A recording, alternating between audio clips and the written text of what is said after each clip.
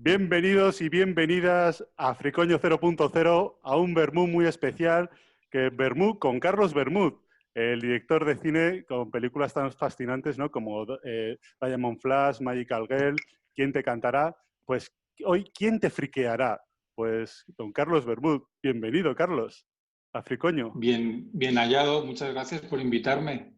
Estoy muy contento de estar aquí el sábado con vosotros. Es un plan de puta madre. Ya os he dicho antes, pero bueno, quiero confesar que yo no estoy bebiendo vermut, que estoy bebiendo sidra. Espero que no que nos importe, pero que Bueno, sepáis te que la dejamos voy a pasar. ser- Vale, yo lo llevo en el nombre, ¿vale? Y nada, eso. Que muchas gracias por invitarme. Estoy muy contento de Sí, estar aquí. Fricoño además es un espacio y un festival donde el vermú siempre ha tenido importancia. Hemos tenido todas las ediciones, Carlos, hay un Friki Vermú, y en esta versión de Fricoño 0.0 que hemos tenido, ¿no?, que adaptarnos por las circunstancias, pues hemos tenido, este es el segundo Vermú online. El sábado anterior tuvimos una pinchada en directo estupenda con DJ 3PO y DJ Ripley.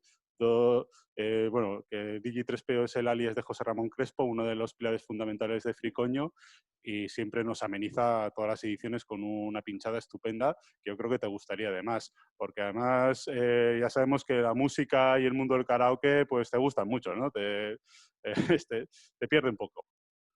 Totalmente. O sea, me gustan mucho los karaokes. Y una pregunta, ¿y esto lo de la pinchada lo hacéis todos los sábados o lo hacéis una vez durante el festival o como...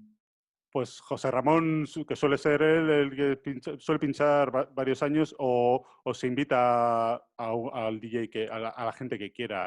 Ah, Fricoño, como dice uno de nuestros fundadores, Tarilonte, tiene la filosofía de hazlo tú mismo, y ah, entonces aquí cada uno es libre de venir y aportar lo que quiera a Fricoño en la medida que pueda. Y y es una pena que no puedas venir este año in situ, porque yo creo que te lo pasarías muy bien con algunas de las actividades que suele tener el festival. La música suele jugar un papel muy importante siempre en mm, Fricoño, no solo por estas Friki Bermuds, sino que, por ejemplo, la actividad estrella es Friki Visión, que es la parodia que hacemos en Fricoño de Eurovisión, con vídeos Buenísima. musicales abominables, super frikis, bizarros, que la gente puede traer y se votan. qué bueno. Y es un festival de risas, la gente coreando, ¿no? Pues para que te hagas una idea, por decirlo mainstream, pues desde Ojete Calor, a los ganglios, a las bistecs, que esos son los buenos, ¿eh? Esa es la parte buena. Luego hay los vídeos cutres, los videoclips de Bollywood que suelen triunfar, el mítico del niño de Barney's Buff también, que es un vídeo súper viral. Sí, las Flos María también sonaron mucho en Fricoño y fue muy celebrado. No sé si estás familiarizado, ¿te gusta alguno de los grupos que he nombrado? Todos me han hecho feliz en algún momento de mi vida. Qué O sea, bueno. que sí que me gustan. Y una pregunta, ¿tenéis karaoke en Logroño? O sea, ¿hay karaoke, supongo, en Logroño? Sí, hombre. Hay dos seguidos, además. Hay una calle que es como la calle de los karaokes, ya. Ah, Que está sí. justo en la Fuente de Murrieta. Hay un karaoke que se llamaba Bambara o algo así. Bambolinas, O Bambara, no es Bambara, creo. Yo he cantado algo varias veces. así. Tengo que reconocer que a mí yo soy muy de Y karaoke. mal. Y has cantado Pero, mal, porque sueles pero cantar canto muy bastante bien. mal. Bueno, Perdona, chicos, canto muy bien a antes de continuar, Rafael. que tenemos que presentaros al resto de bermuteros que habéis Perdón. venido. Sí, por supuesto, ¿no? O sea, no hace falta aquí pedir perdón, ¿eh?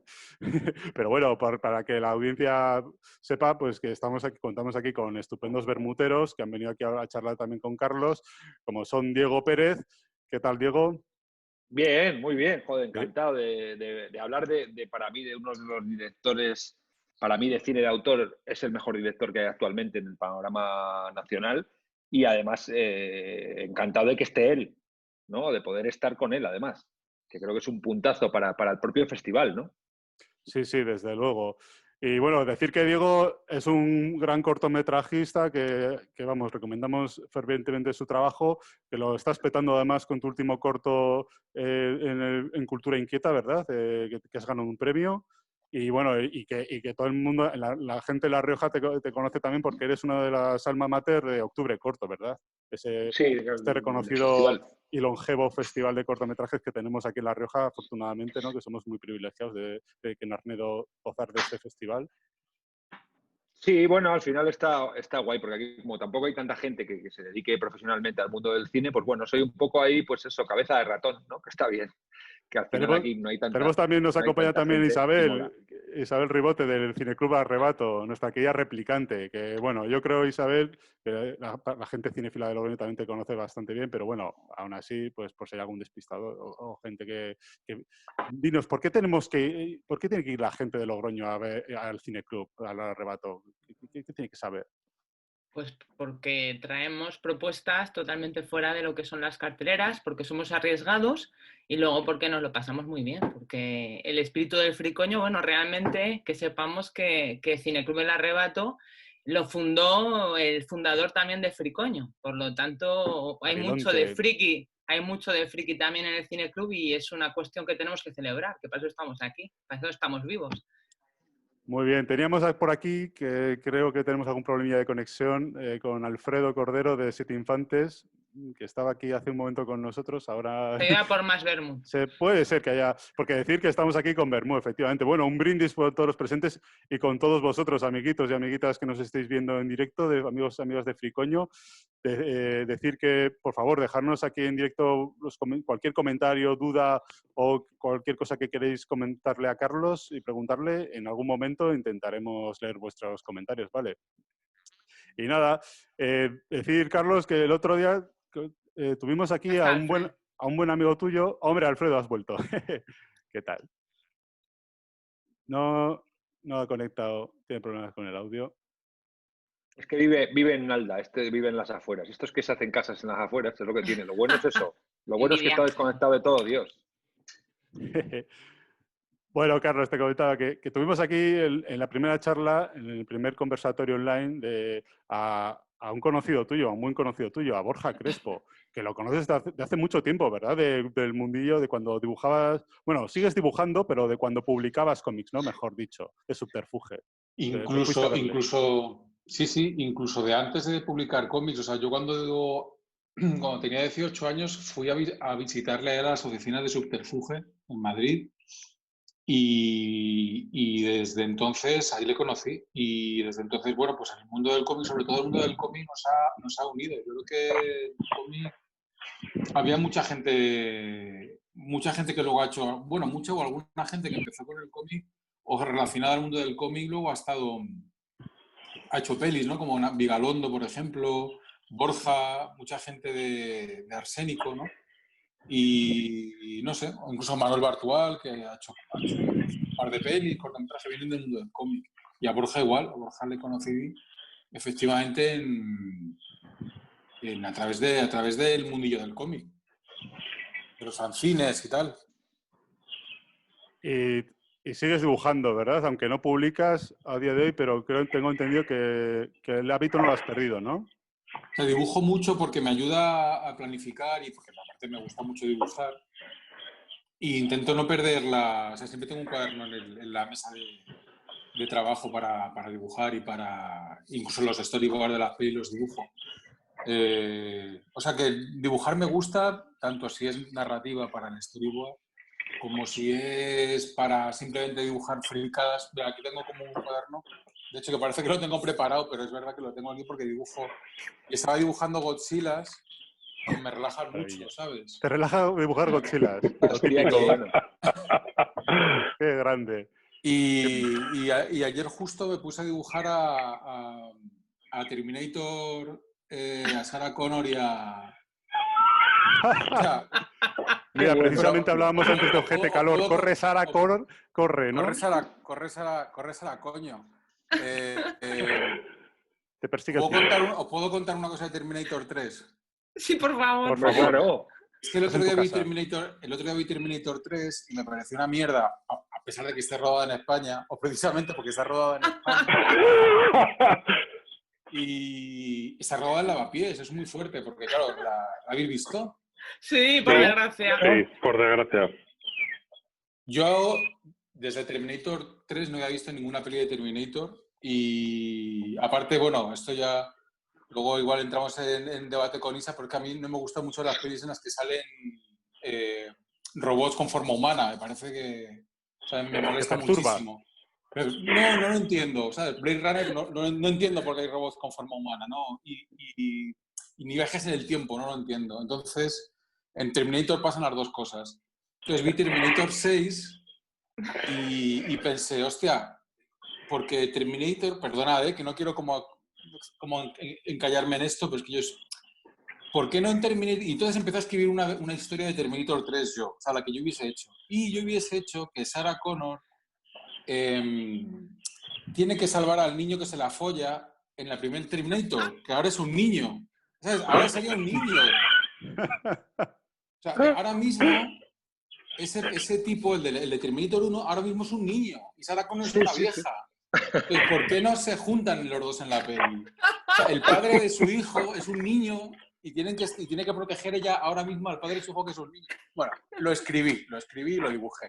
Madre, respondiendo a tu pregunta, sí, efectivamente sigo dibujando. Cosas incluso inútiles como este guión de Terminator que no sirve para nada, porque ya se ha hecho. O sea, que no tengo oportunidad de llegar a decirles que quiero hacer mi versión, pero bueno, sí, tiempo al tiempo. Tiempo al tiempo. Visto la última, puede caer. Hay mucho que hacer en Terminator porque, joder, ¿sabes? Schwarzenegger se está haciendo viejo y molaría utilizarle más, sin que sea un Terminator, que sea un señor que se parece un poco a un Terminator, pero igual es un señor normal. Jubilator, ¿no? Es que Schwarzenegger además está empezando a parecerse a una señora, también. Hostia, a este tipo de personas hay en La Rioja, o sea, vamos a ver. No, pero quiero decir, ¿Para qué digas eso? Steven Seagal, por ejemplo, Paul McCartney, son este tipo de personas que están envejeciendo y se están pareciendo un poco señora mayor, ¿eh? Eso sí, yo sí, Paul McCartney, mogollón. Pero hostia, Schwarzenegger es un armario empotrado, o sea, está...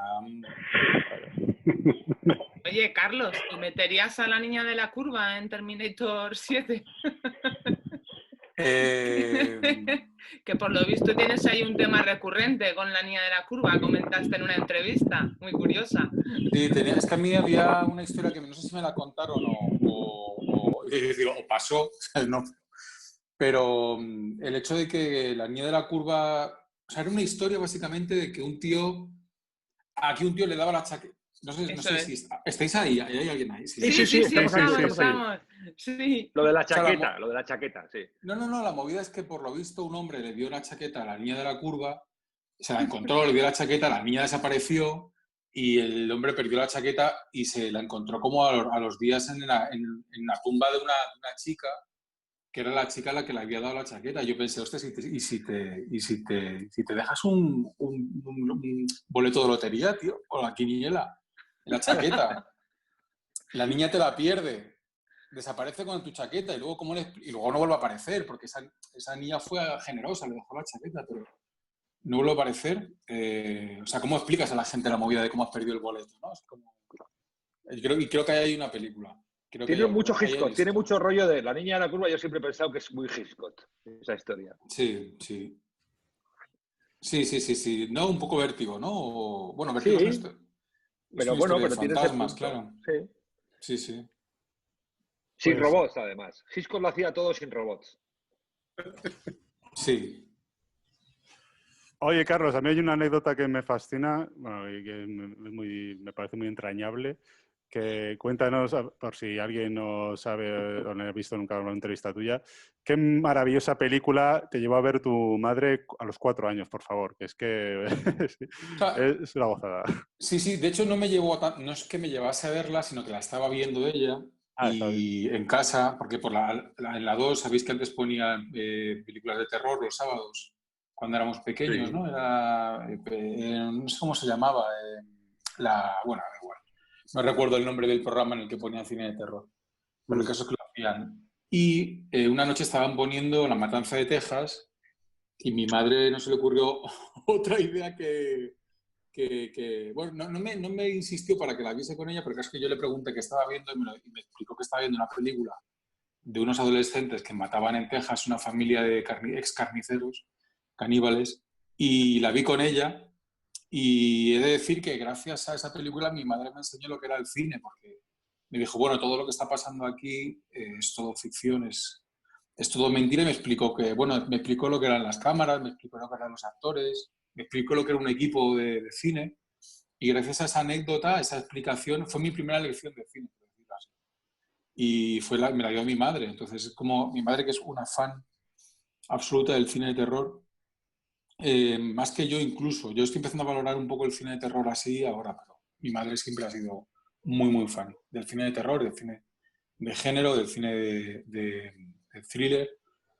Y sí, bueno, pues fue mi madre la que me enseñó La Matanza de Texas con 4 años. O sea, todos los traumas posteriores, pues supongo que los tengo que agradecer a ella.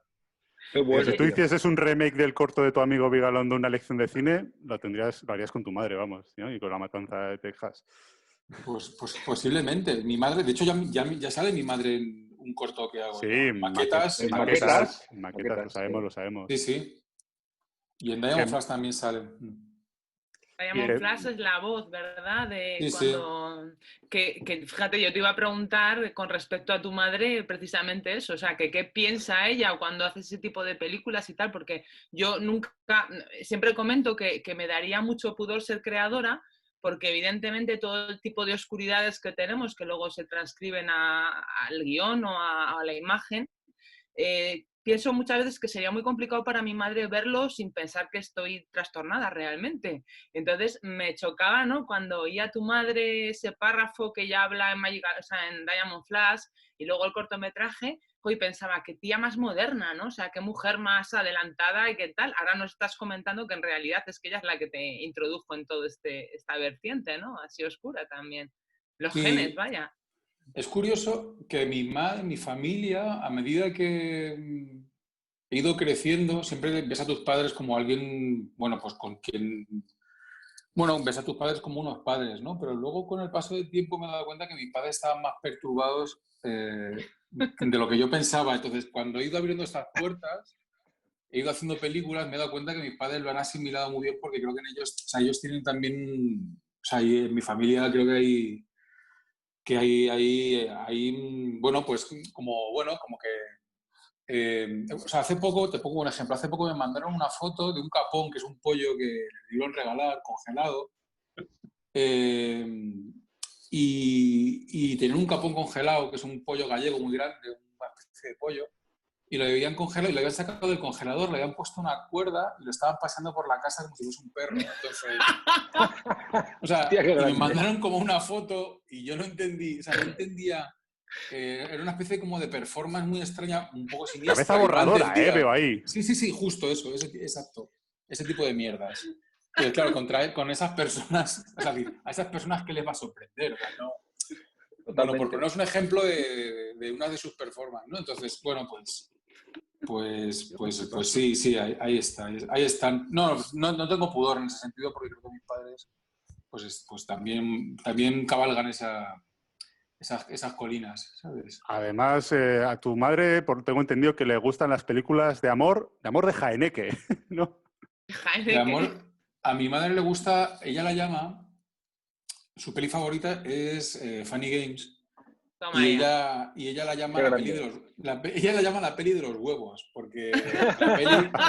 Es como, claro, es el cisco de todo. Porque van a pedir huevos los chavales. Sí. La excusa para entrar en la casa de los vecinos es pedir si tienen huevos, ¿no? Y ella la dice que es su peli favorita, que es la película de los huevos. Bueno, pues Funny Games, la de los huevos. El remake español la llama la peli de los huevos. Qué grande que la peli favorita de tu madre sea Funny Games. O sea, eso ya dice mucho de una forma distinta de ver cine, de muchas cosas, ¿no? De todos modos, también creo, y esto rompo una lanza a favor de nuestros mayores, sobre todo en esta fecha, que ha sido una cosa muy jodida. Tampoco quiero meter aquí una movida chunga y tal, pero hostias, qué jodido lo que ha pasado, ¿no? Sobre todo porque ha pasado a gente muy mayor y tal. Pero bueno, no me quiero salir del tema, pero que creo que o sea, tengamos en cuenta que esto de que ha dicho Isa, ¿no? De que qué mujer más moderna mi madre, creo que pensemos que nuestros padres, nuestros padres sobre todo, iban a ver a Bergman al cine. ¿Sabes? O sea, iban a ver a Bergman al cine. Sí. Iban a ver a Buñuel al cine. Iban a ver Sí. las primeras de Almodóvar al cine. Y se llenaban los cines. Y se llenaban los cines con las pelis de Buñuel. Se llenaban los cines con las pelis de Saura, etc. Y ahora no. Entonces, cuando hablemos... O sea, que decir que a veces creo que pecamos... Yo lo hago muchas veces de cierta condescendencia, ¿no? Y creo que nuestros padres han sabido lidiar con el riesgo y con la transgresión mucho más de lo que lo hacemos nosotros. Que al final estamos todo el día metidos en Netflix, ¿no? Viendo series... Totalmente. Bueno, perdemos hora y media en elegir la película, ¿no? Sí. Para acabar viendo cualquier cosa. Eso es algo de lo que hablábamos además el otro día, cuando estábamos hablando y tal, que al final habías contestado que ibas a estar en la charla y tal, decíamos, joder, ¿qué pasaría ahora si Almodóvar o Buñuel hicieran sus primeras pelis? Pues seguramente no tendrían a nadie en los cines, es la hostia, porque ahora con la multiplataforma, la cantidad de contenidos, es una puta locura, se están perdiendo los referentes, ¿no? Que es un poco lo que hablábamos también al hilo de Magical Girl, ¿no? Y de Quién te cantará, viendo datos de taquilla, decimos, joder, un cineasta de autor, o sea, gana la Concha en Donosti, y dices, joder, y luego la película en taquillas, la gente, pues eso, pues Netflix, series, chorradas, que dices... Mario Casas. Mario Casas, con todos los respetos a Sí, la bueno, persona. hay películas, Grupo 7 empezó a mejorar, ¿eh? Pero sí que es verdad que es una Alberto pena. Jiménez.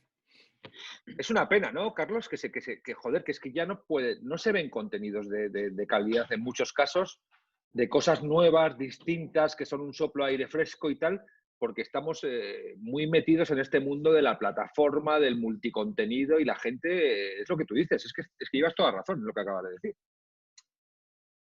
Bueno, yo creo que el cine... O sea, bueno, creo que el cine tiene una dimensión más de entretenimiento, que antes a lo mejor, como no había otra alternativa, la única alternativa que tenía el cine era... O sea, el cine pasaba por el cine, no había otras maneras de entretenerse. Es decir, entonces, claro, ahí yo creo que había un punto en el que se colaban, si me permite la expresión, otro tipo de propuestas más arriesgadas. Es decir, los cineastas creo que tenían más poder, básicamente porque no había otro tipo de oferta. ¿Eso hacía el cine mejor o peor? No lo sé, pero sí que creo que se arriesgaban más, también porque podían. Es que ahora mismo no nos podemos arriesgar, o sea, el riesgo es mucho... El riesgo te sale caro el riesgo, es decir, si ahora mismo tu película no engancha al espectador en los primeros 3 minutos, lo que hace básicamente es cambiar o quitar o poner otra, ¿no? O irse a mirar Facebook, o irse a mirar Instagram, o irse a tal. Entonces, estamos en desventaja con respecto al resto de ofertas que puede hacer una persona durante su día. Puede mirar internet, todas las cosas bien, que están bien, pero es verdad que partimos partimos en una posición de desventaja con respecto al espectador. El espectador tiene un poder sobre el cineasta que antes no tenía.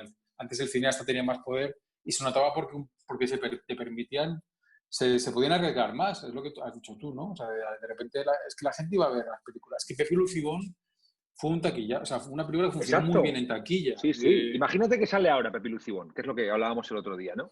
A ver, es un poco una pregunta, es complicado porque, claro, Pepe Lucibón existe porque fue en esa época, precisamente. A lo mejor claro. En esta época, precisamente porque tenemos más medios, y es una cosa que yo noto cuando voy a dar una charla en una escuela y tal, los chavales tienen tantos medios y tantas facilidades para hacer pelis y tantas tal que colapsan. Es decir, cuando no tienes medios, cuando es más difícil llegar al objetivo, creo que se crea una especie de aventura para conseguir una cámara, una lata, tal, que sucedía antes.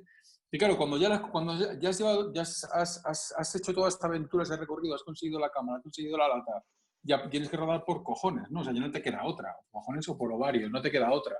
Pero ahora mismo, como tienes la cámara en tu móvil, dices, bueno, ya lo haré mañana, ¿no? Y eso es lo que les pasa a muchos, que se pierde un poco esa inercia porque lo está todo demasiado... Y por supuesto no quiero ser no me gusta la nostalgia en un sentido de decir que antes todo era mejor, porque antes Pero sí que creo que hay una inercia que se pierde porque todo lo tenemos demasiado fácil, nos pasa, ¿no? Yo tengo películas por ver que si las hubiese alquilado en un videoclub y supiese que las tengo que entregar a los 2 días, las estaría viendo. Y no las veo porque sé que están ahí y las puedo ver cuando quiera, ¿no? Y con el cine pasa un poco lo mismo. Tenemos tanta libertad que creo que muchas veces hace que el cine sea un poco más... no sé, creo que intimida mucho esa libertad. En el fondo creo que intimida. Tanta facilidad intimida, ¿no? Porque esa inercia que tienes cuando no tienes las cosas y las tienes que buscar hace que ya si consigo la lata, consigo la cámara, ya hago la peli. Ahora es que ya simplemente tienes que hacer la peli. Y dices, bueno, pues alguna excusa buscarás para no hacerla, ¿no? No sé. Sí, no sé, pero también percibo un problema, aparte de lo que estamos hablando, evidentemente, ¿eh? Que Alfredo también nos podría comentar su visión, ¿no? Pero percibo un problema con la distribución, si lo recuperamos.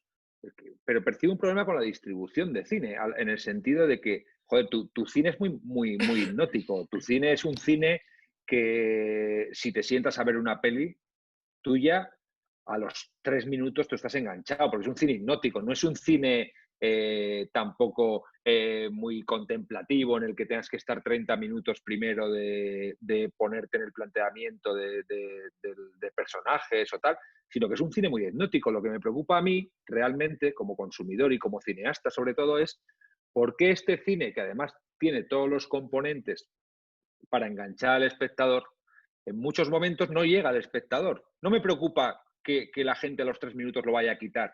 Me preocupa que la gente no entre a ver este tipo de cine, y es lo que hablábamos el otro día. Que directores como David Lynch, que puede ser un poco ese punto, ¿no? Yo en tu cine veo mucho de David Lynch siempre, no sé por qué. Veo mucho de Almodóvar, veo mucho de muchas cosas, ¿no? En general.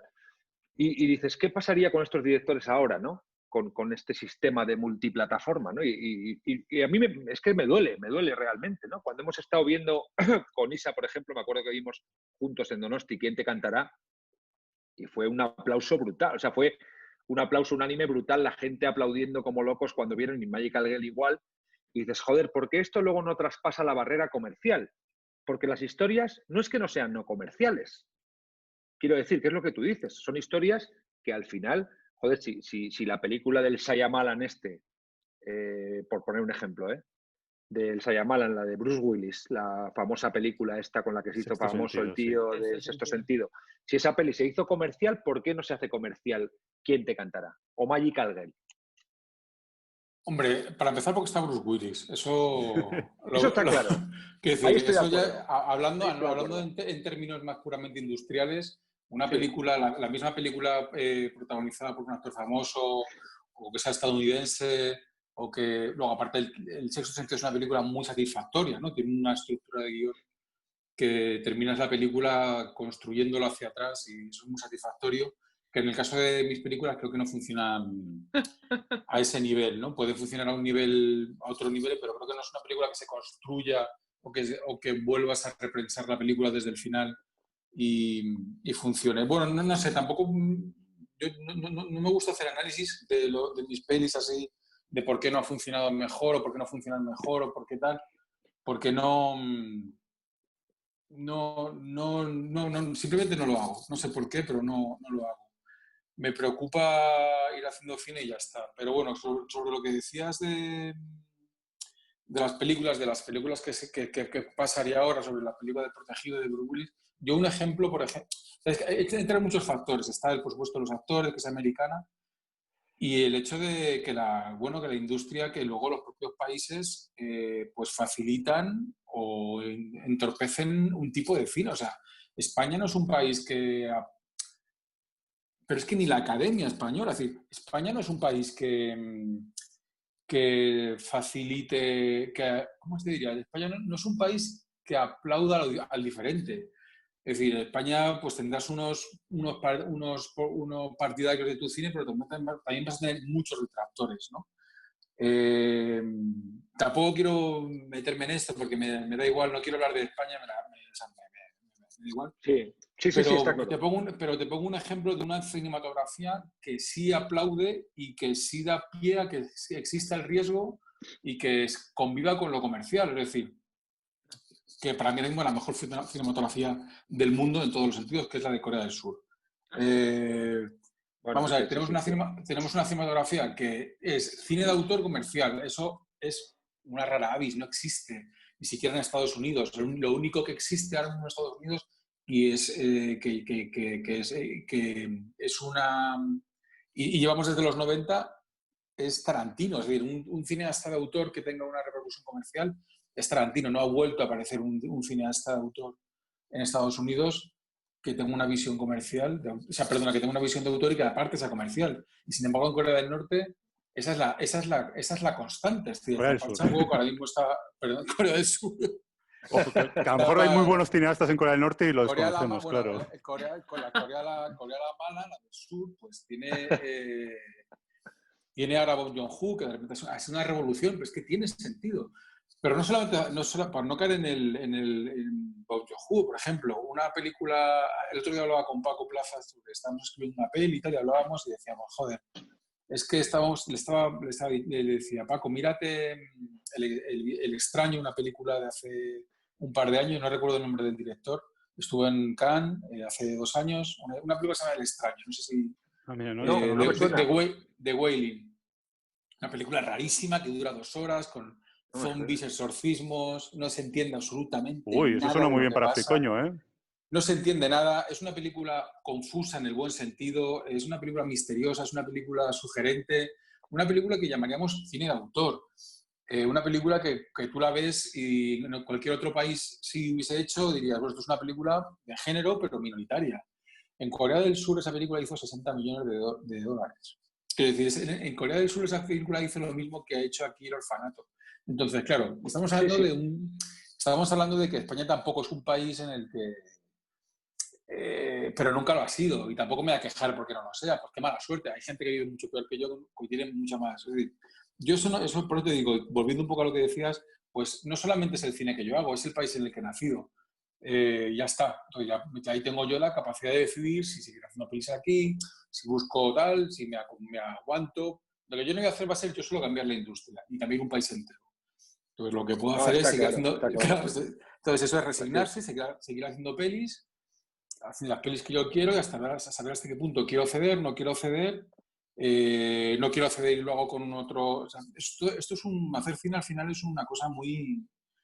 Como es una industria y es muy caro, pues tienes que manejar muchos factores.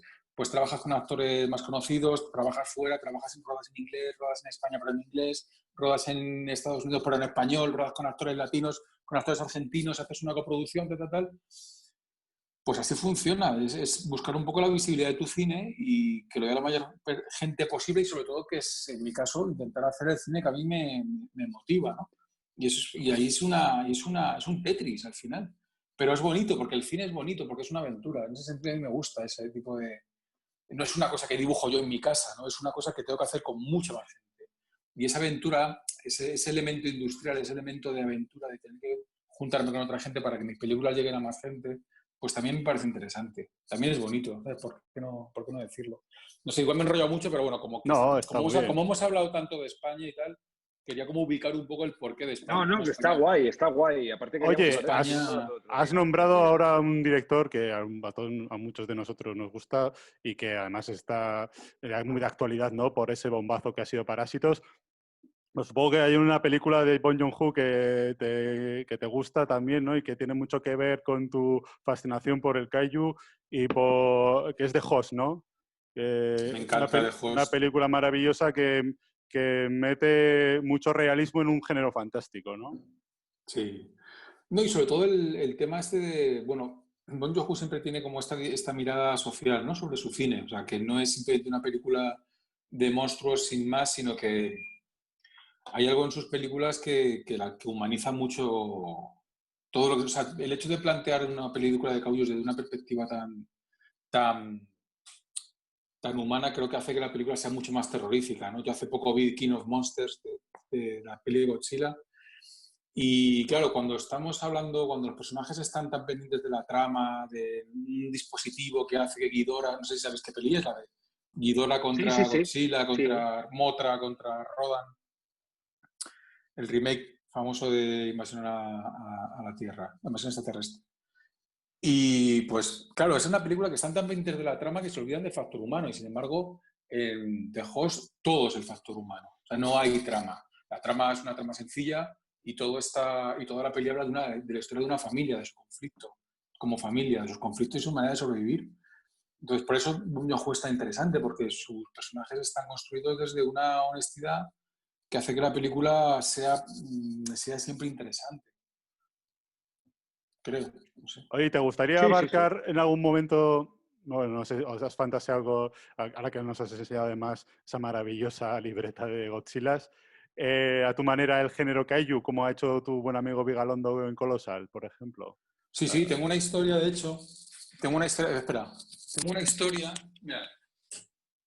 Es que me compré este Godzilla, ¿sabes? Lo he visto Qué antes. bomba, qué bueno. Es que me lo compré por mi cumpleaños, el 6 de marzo. ¡6 de marzo! ¡Bien! Justo cuando Autorregalo. empezó... Viva autorregalo.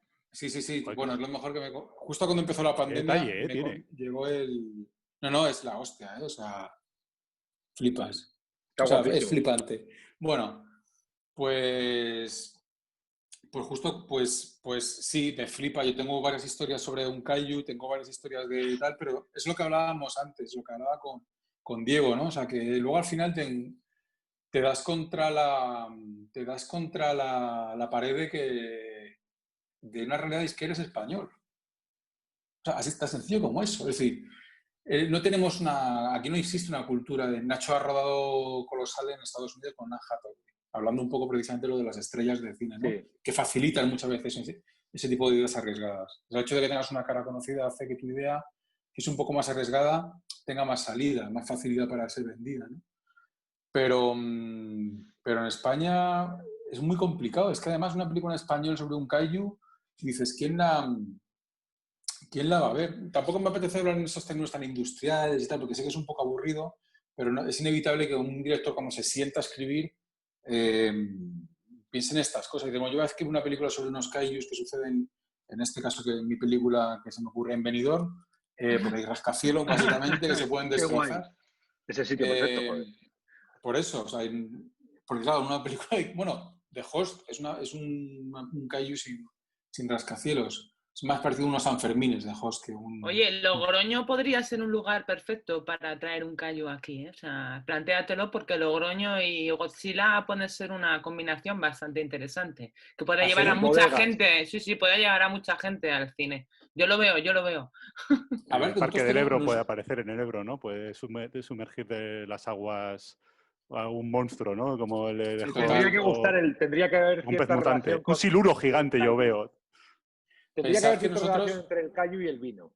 Sí. Habría que buscarle esa fórmula.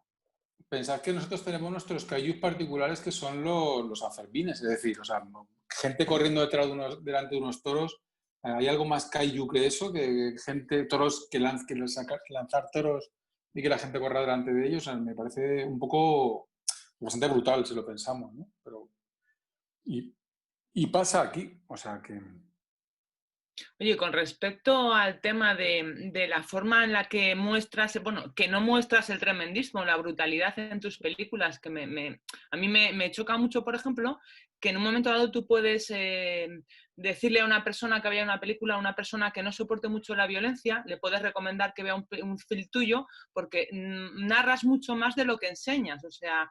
Y eso me parece una cualidad estupenda tuya porque muchas veces, bueno, pues yo me hago mayor, por ejemplo, y antes soportaba mucho a lo mejor escenas muy violentas, pero a día de hoy, pues cada día intento no soportarlas tanto. En tu cine eso está muy bien porque dejas a la brutalidad del espectador, a su imaginación, lo que pueda pasar allí.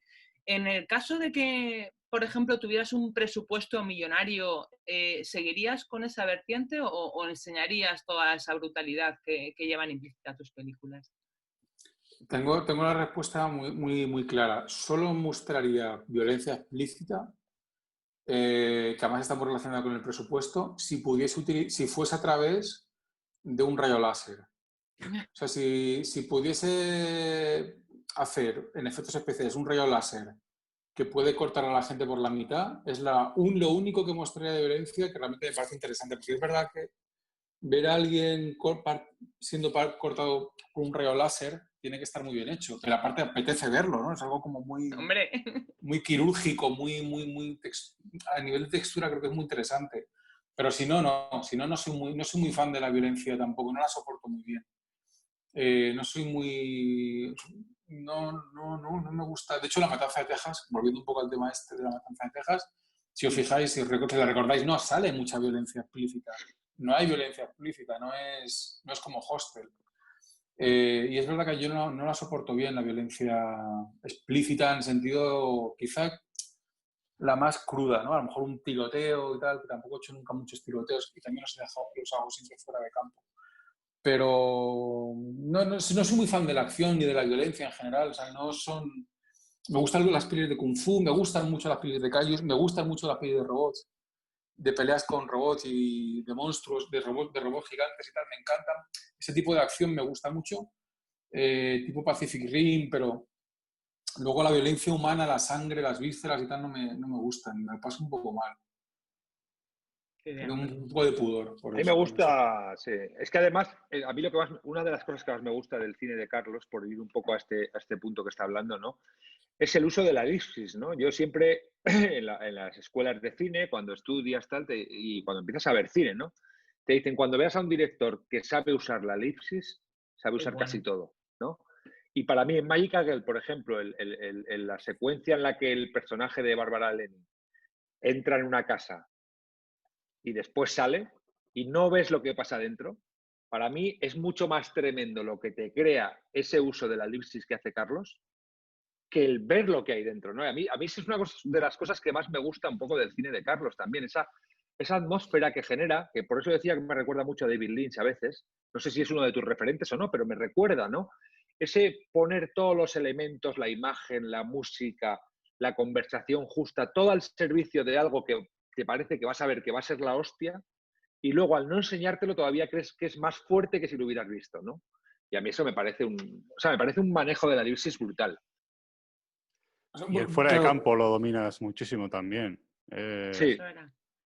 Claro, cuando tú omites la información, lo que haces es interpelar directamente al espectador. Entonces, depende de quién tengas delante, depende de quién sea el espectador, esa elipsis va a ser más o menos efectiva. Si eres una persona que no tiene... Si es una persona que no está muy jodida, pues esa elipsis la verá y dirá, pues no sé qué pasa. No, a mí me lo preguntaban mucho, decía muchas veces, ¿qué ha pasado ahí? Y yo decía, pues no sé, señor, pues no sé, pues es que si no me lo dices tal. Y sin embargo otras personas tenían pesadillas, ¿no? Precisamente claro. porque no se lo contabas. Yo soy de ese tipo de personas. A mí lo que no me cuentas me aterroriza mucho más que lo que veo. Eso siempre me ha pasado. Lo desconocido me aterra más que lo conocido, por muy jodido que sea lo conocido, ¿no? A mí el hecho de una puerta que se cierra, el hecho de algo de no saber lo que sucede, eso me aterroriza siempre, porque mis sueños siempre han sido... Yo tengo sueños muy lúcidos y mis sueños tienen esa textura. Son cosas que veo, pero y sé que sucede algo, pero nunca llego a verlo, ¿no? Y eso me aterroriza. ¿Por qué? Supongo que porque queda algo, sobre todo porque creo que nos agarramos a la existencia del misterio como una especie de elemento que hace la vida más interesante. El misterio yo creo que hace todo más, enriquece la vida, la convierte la realidad, hace la realidad un lugar más apetecible, ¿no? El misterio. Y hay gente que el misterio le jode y le inquieta y no le gusta y quieren saber lo que pasa y tal. Entonces yo creo que ahí es interpelando de manera tan directa al espectador. Es verdad que te ganas a unos, pierdes a otros, pero bueno, yo en ese caso creo que me alegro de ser honesto en ese sentido. Yo me gusta el misterio, me gusta trabajar con el misterio, es mi material con el que trabajo y ahí en ese sentido le estoy mandando una carta de amor a esas personas que también disfrutan con el misterio. Entonces es un poco el motivo por el que lo hago. A mí me encanta, yo lo paso fatal. Lo peor es que ni siquiera me imagino nada. Simplemente el hecho del misterio ya me inquieta. El propio misterio me inquieta. No hace falta que me imagine lo que pasa, ¿no? Pero el misterio en sí me parece inquietante. Por eso David Lynch me parece el cineasta de terror, el mejor cineasta de terror de todos los tiempos, con Buñuel, ¿no? ¿Por qué? Porque no es un terror, es un terror que tiene que ver más con lo onírico, con lo misterioso. Por eso me interesa tanto David Lynch, o sea, me parece terrorífico es manejar los símbolos como los maneja. Pues sí. Oye, y cuando empiezas, a mí es lo que estaba comentando antes Diego, de la facilidad que tienes para enganchar al espectador. O sea, en realidad una persona que se sienta delante de una película tuya es que en el minuto, yo recuerdo Magical Girl cuando se estrenó en San Sebastián, me acuerdo del pase de prensa, que yo llegué, además tuve que subir al gallinero y al día siguiente fui a verla de nuevo porque me alucinó. Pero es que tienes una capacidad que a los 30 segundos el espectador está enganchadísimo. O sea, no sé cómo lo haces para iniciarte ya desde un punto súper álgido. O sea, es una cuestión muy complicada. Es lo que estaba comentando Diego antes, que cualquier cineasta pues, joder, te tiene que poner en situación y tú de repente es que es como de 0 a 100. Y ya, claro, una vez que te has enganchado, o sea, luego lo complicado de una película, que en el tercer tercio es cuando ya baja un poquito el interés, pero es que a lo mejor yo creo que lo hemos comentado con amigos y gente que disfruta de tu cine, pero es que ese inicio suele ser brutal en todas tus películas. ¿Eso realmente lo piensas antes? ¿Surge así? ¿Cómo funciona eso en tu...? Pues Isa, ¿sabes qué? Creo que es algo más prosaico. Todo, o sea, el tema de la escritura, yo empecé a escribir, dibujaba cómics y luego pues hacer cine, pero creo que tiene que ver con el hecho de respetar la presentación de la película. O sea, como tener una... O sea, creo que es un pulso con el espectador y creo que tiene que ver con el hecho de no tener demasiada prisa. Que si en el prólogo te tomas tu tiempo para que se desarrolle un poco una mini historia, un mini cortometraje,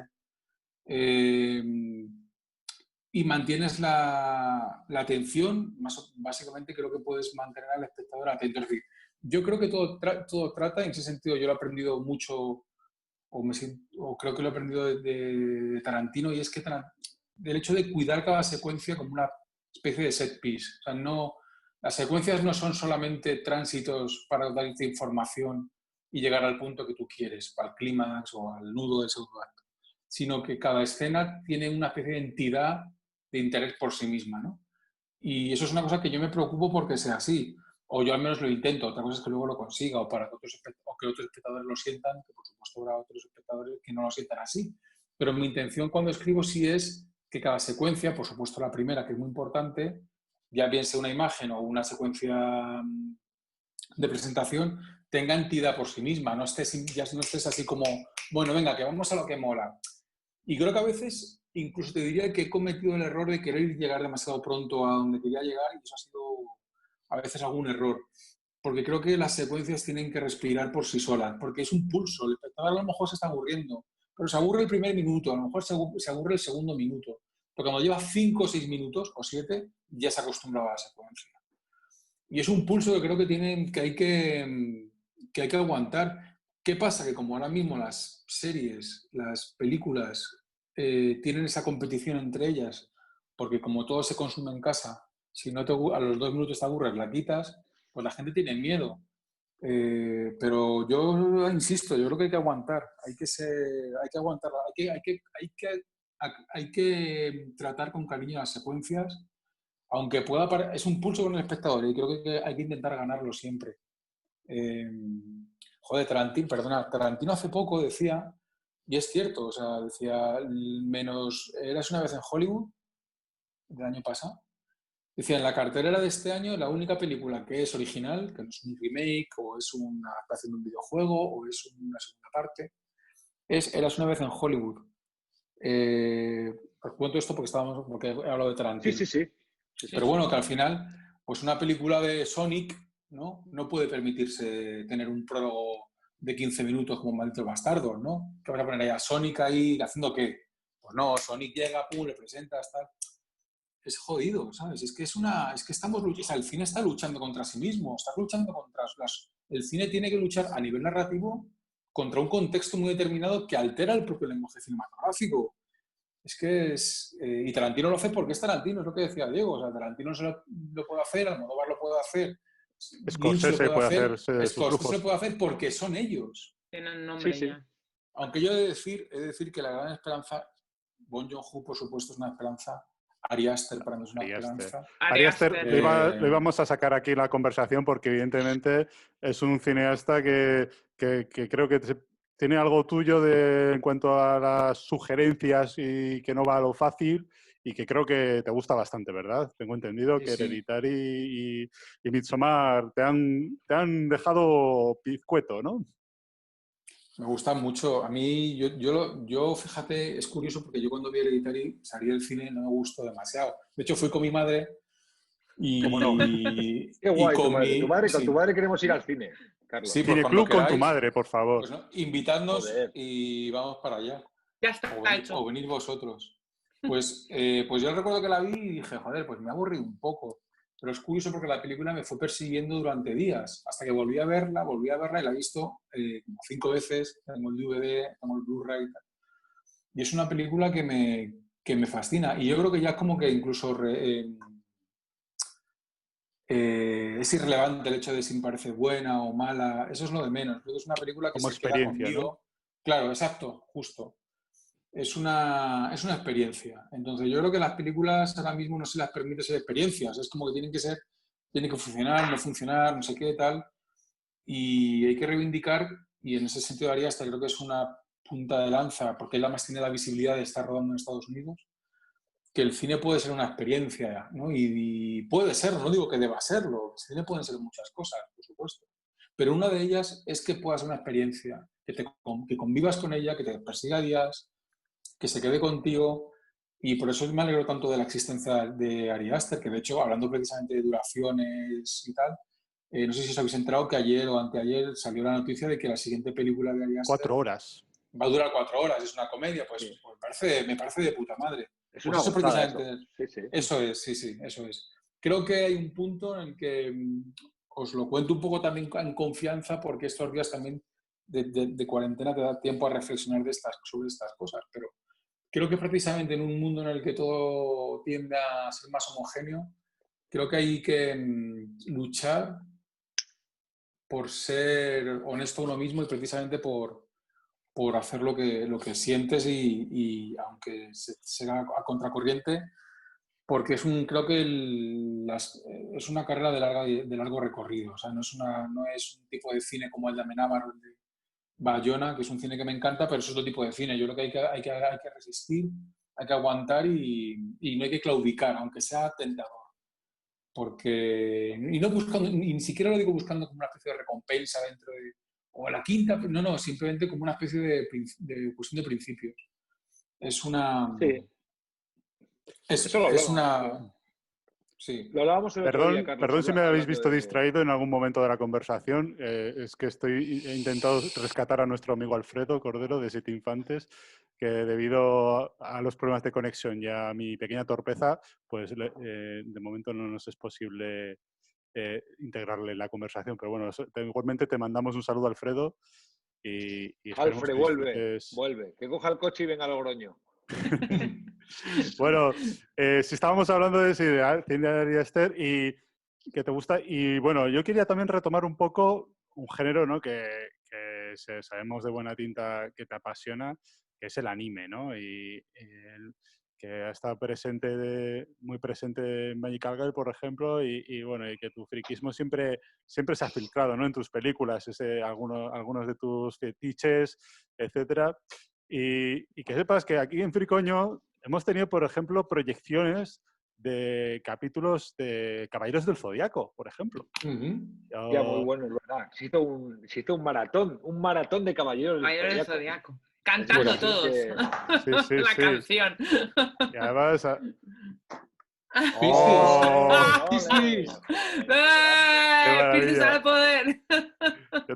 Yo también, que sepáis, no soy del 6, pero soy del 5 de marzo, casi. Tú eres del 5 de marzo, jolín. ¿Qué es esto? Aquí hay un buen grupo de Piscis. Hay tres Piscis y dos cáncer, o sea, estamos todos somos cáncer, con el influjo de la luna, total. Oye, Carlos, y antes que estabas comentando precisamente de todo el tema de comienzo de tus películas y todo lo demás, ¿cómo las ves? ¿Eres capaz de ver una película tuya y disfrutarla? Como la experiencia que vimos los demás, ¿o estás minuciosamente fijándote en lo que te hubiera gustado cambiar? ¿La disfrutas? ¿Las puedes ver? ¿Eres capaz? Cuando las has estrenado a mí me cuesta mucho. Las saco todo pegas, las odio bastante. Recién salidas cuando vas al festival, además, a los festivales San Sebastián, tal, que todavía no he terminado de acostumbrarme a estar tan expuesto, que la peli todo el mundo la critique y tal. Es un poco como, bueno, yo qué sé, ¿no? Sobre todo porque la peli va a vivir más, o sea, es decir, el festival, las críticas, tal. pertenecer a un momento determinado y la película vivirá lo que tenga que vivir más allá de la peli, ¿no? Y no será la peli que viene después de Magical Girl, será ¿Quién te cantará? O no será, o sea, que las películas tendrán una autonomía y no se le compararán con otras, o no sabes. Entonces, a medida que pasan los años, miro mis películas con más cariño y soy capaz de apreciar lo bueno y de verlas con otros ojos. A mí, por ejemplo, ahora mismo Diamond Flash, que es una película que siempre le sacaba peros, ahora mismo la veo con muchísimo cariño, ¿no? Y me encanta y creo que... ¿Y sabéis lo que me encanta? Me gusta mucho cómo era yo cuando...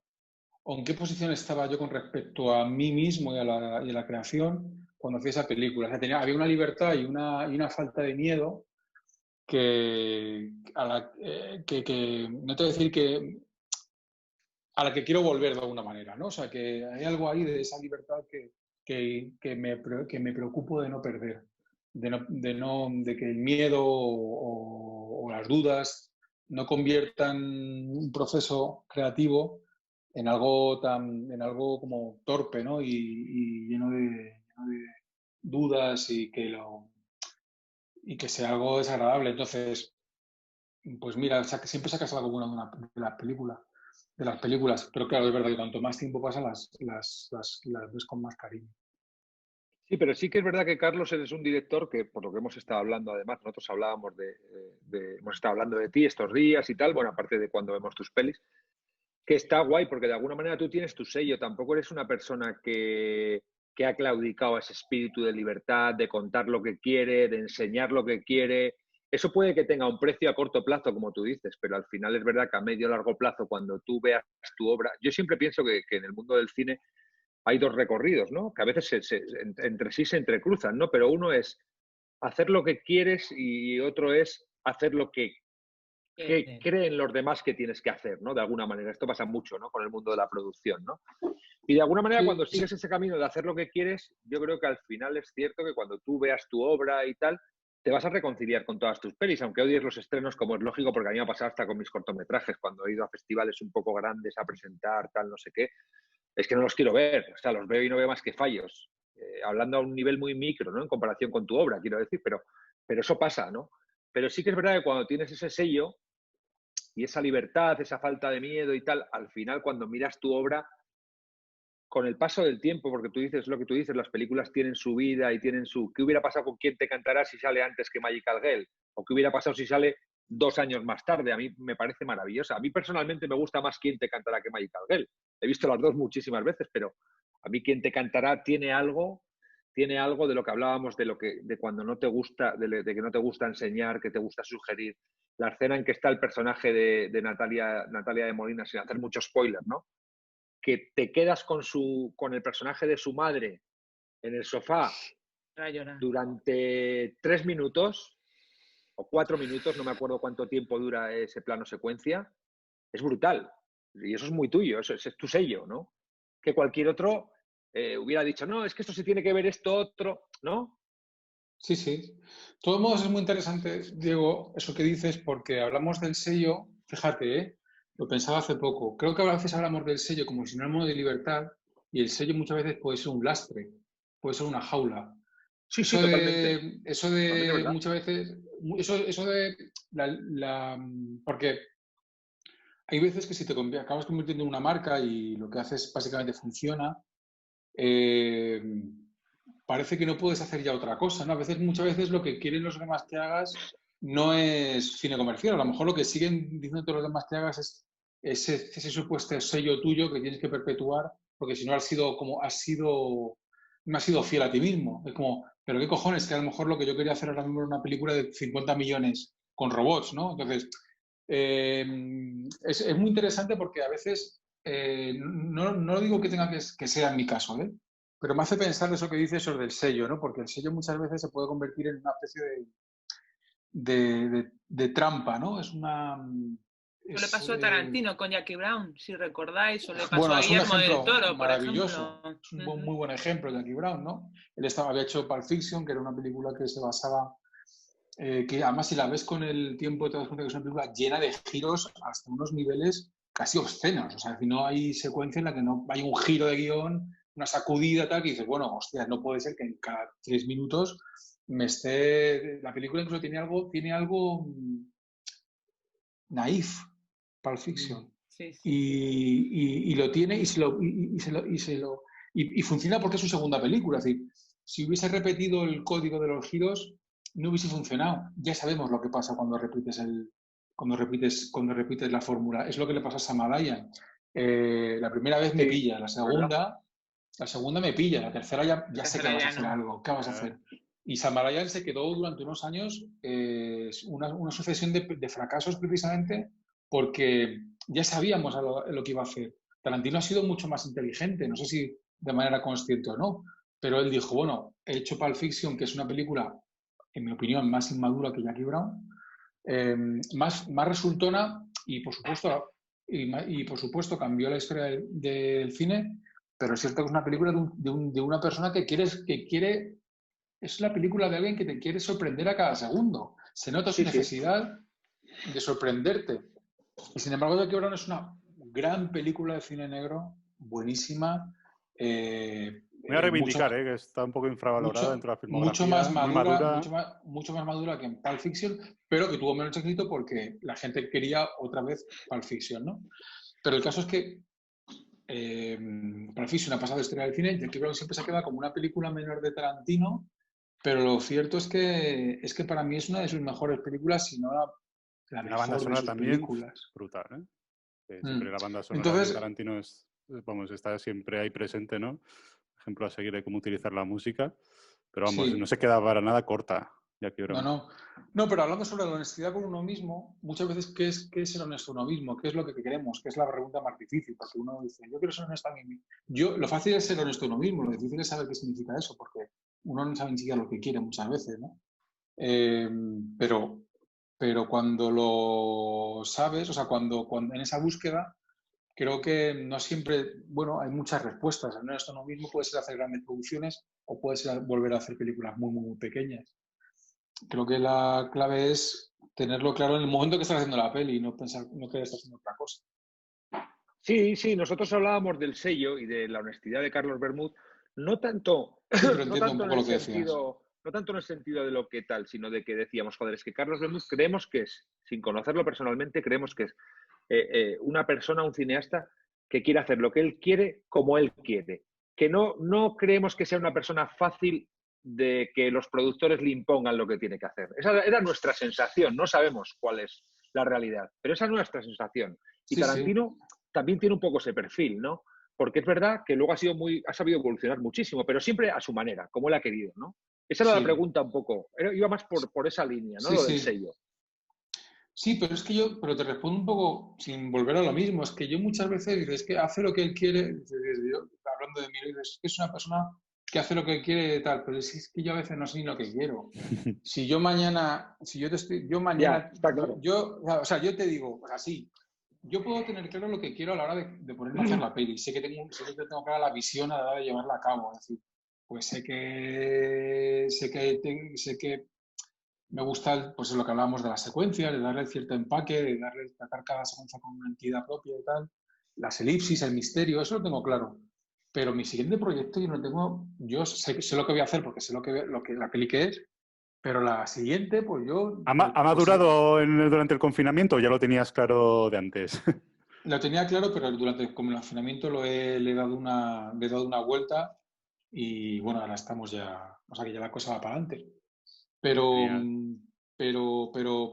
esta película tal, pero la siguiente, hostia, yo no sé si quiero hacer una peli de superhéroes o quiero hacer tal, uno nunca yo no lo tengo tan claro lo que es lo que quiero, ¿no? ¿Qué es lo que quieres? Pues no sé. O sea que a veces es más complicado. Ahora, el cómo lo quiero, sí lo sé. A eso voy, igual es más el cómo, sí. Eso es. Igual hay gente que el cómo le preocupa menos y se deja más llevar por determinadas líneas que les tienen que marcar y pasa por todos los cómo. Igual tú eres un cineasta, era un poco eso lo que nosotros nos planteábamos, ¿no? Sí. Oye, Carlos, perdona, sí puedo. Mira, la cuestión de siempre has comentado en las ruedas de prensa que disfrutas mucho del guión, o te he entendido siempre entender que disfrutas mucho del guión. En realidad, claro, en todo el proceso disfrutas mucho más cuando estás tú solo, cuando estás en equipo, porque entonces también comentabas que una película es grandiosa porque también trabajas en equipo, y hasta qué punto también luego editas, o sea, en el momento de la edición, hasta qué punto tú también estás presente, porque yo me pongo en tu lugar y dices, una cosa que ha nacido de ti, de tu imaginario y de toda tu experiencia, tiene que ser muy complicado también de dejarla, o sea, no dejarla hasta el final, o sea, que tú estés participando en todo el proceso. ¿Cómo va esto? Pues el proceso de guión, casi siempre estoy solo. Sí me gusta tener a gente a la que poder mandarle el guión y que lo lean y que me den sus opiniones. Y, por ejemplo, ahora he trabajado con Paco Plaza en el guión de La Abuela, que es la película de terror que está rodando, de terror, que es la primera vez que hago una película de terror puro, del género puro de terror, comercial, es decir, la es de Antena 3 y de Sony. Nunca había hecho una película tan comercial. Bueno, hablando un poco precisamente de esto de qué es lo que quieres, ¿no? Pues mira, pues lo que me apetecía muchísimo era hacer una película de terror. Y realmente me apetecía, o sea, no fue una cosa de esto de, hostia, un encargo, no. Fue una película que quise hacer con Paco, que es mi mejor amigo, y dijimos, y pensé, hostia, tío, Paco, que me apetece mucho hacer una peli de terror, quiero lanzarme, tal. Y me apetecía realmente, o sea, hacer una película de terror. Y estamos en ella, y he trabajado con Paco, y me ha encantado trabajar con él en el guión. Aparte de ser una persona que admiro, pues para mí es el mejor director que existe de terror en España, pues o sea, pues es un privilegio. Jo, qué Entonces, buena en ese Verónica, sentido, me alucina. sí, Verónica a mí es terrorífica. Yo lo he visto solo un par de veces porque realmente lo paso mal. La última parte de la peli lo paso mal porque me la paso tan ansiedad. Me da mucho mal rollo precisamente que sea, incluso que tenga este punto tan infantil A mí me y gusta tan mucho de Verónica, incluso humorístico. una cosa que creo que a lo mejor también puede coincidir contigo, con tu estilo de ver el terror y de la tensión, de cómo crea ese terror con elementos cotidianos, ¿no? Sí, Por ejemplo, el momento de la secuencia de las albóndigas, por ejemplo, ese tipo totalmente. de cosas yo creo Sí, que conectan sí, contigo. totalmente. Ese tipo de terror que reconocemos en lo cotidiano yo creo que es el más espeluznante, ¿no? Yo lo que a mí, no sé si a mí el terror gótico, estos caserones victorianos, pues la verdad es que no me dan mucho miedo. Sin embargo, es el terror que reconozco, Hereditario, por ejemplo, ¿no? Que es un terror que está más relacionado con lo familiar, con la familia, que es núcleo muchas veces de lo terrorífico, pues es el que más nos reconocemos el terror. Y respondiendo a Isa al tema de la película, bueno, aparte del proceso, bueno, me gusta escribir solo, me gusta pasárselo a la gente, en este caso me gusta escribir con Paco, y en el caso del montaje, sí me gusta estar, no estoy siempre al lado de la montadora, pero bueno, me gusta pasarme de vez en cuando, ir resolviendo posibles problemas o dudas o cosas que podemos ir resolviendo, pues vamos haciendo. También es verdad que yo ruedo, me cubro mucho, eso tiene que ver mucho con el tema del dibujo. Yo planifico mucho la película a nivel de planos, a nivel de secuencias, y no me cubro demasiado. Es decir, cuando el montador llega a la sala de montaje no tiene mucho material para trabajar. Pues es un plano secuencia, pues es un plano mantenido, dos personas hablando, es lo que hay. Es un plano contraplano, es lo que hay. No hay más. Entonces tampoco hay mucha posibilidad de jugar. Entonces, bueno, pues sí, suelo delegar, o me gusta pensar que delego en la montadora. En mis dos películas las han hecho dos montadoras distintas y me gusta pensar que delego en ellas o que hay como una especie de confianza en su trabajo. Oye, si os parece, voy a pasar a comentar, a leer algunos comentarios que nos han dejado aquí nuestros queridos espectadores, ¿vale? Sobre Óscar, hombre, Óscar HM, el gran amigo del Fricoño, muy conocido por él tanto en el Cine Club como el Fricoño, en Logroño en general, ¿no? Dice, me gustaría que Carlos comentara cuáles fueron las primeras sensaciones o opiniones de José Sacristán cuando leyó el guión de Magical Girl. Pues recuerdo que me llamó, recibí una llamada de teléfono y al otro lado del teléfono aparece una voz súper grave. Y Una la voz voz de maravillosa. Sacristán. Sí, sí. Y dijo, ¿eres Carlos Bermúdez? Dije, sí. Dijo, sí, ¿quién es? Bueno, sospechaba que podía ser él.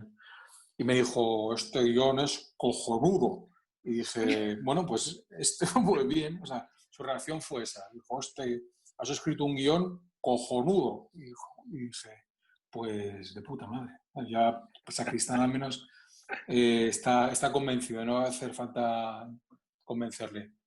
Y la verdad es que le gustó mucho el guión y o sea, yo he de decir que todas las personas o sea, las 2 personas quizá, o las 3 personas que más agradezco el tema del cine, de haber aprendido cine, son mi madre, por supuesto, Jordi Costa, muy importante. Curioso, qué bueno. Jordi Costa fue la persona que vio, la primera persona que ve Diamond Flash y la programaron en Avicine.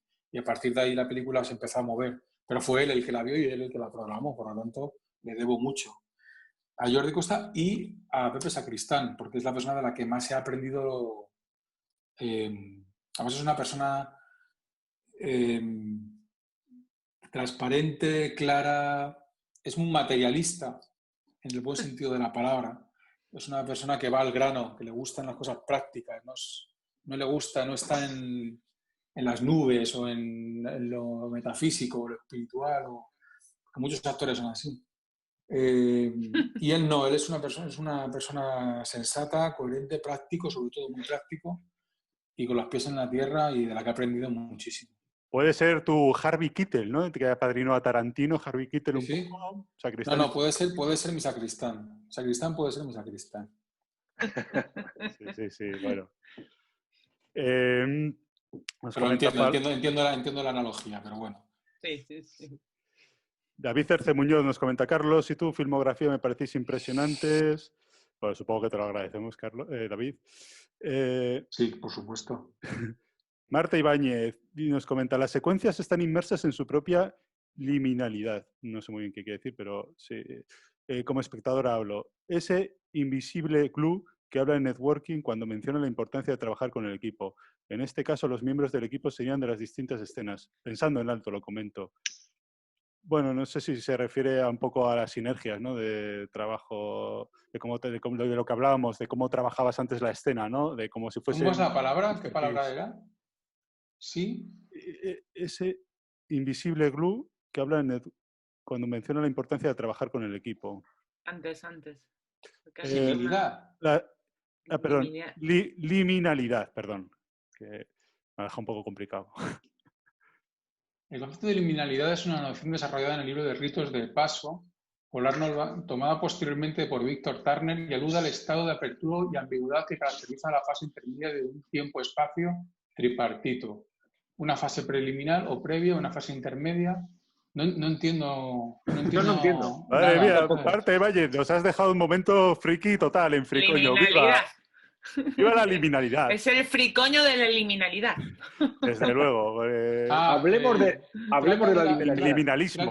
Trata de una manifestación antiestructura y antijerarquía de la sociedad, es decir, de una situación donde la comunión espiritual genérica entre los sujetos sociales sobrepasaría las especificidades de la estratificación.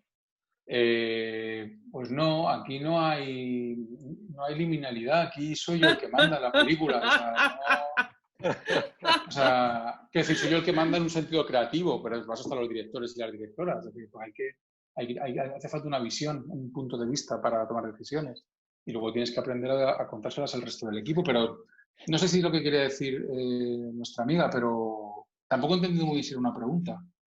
Eso era un comentario más en alto que nos ha puesto, vale, genial, pero pues bueno. Un poco a modo de reflexión que nos ha comentado aquí. Vale.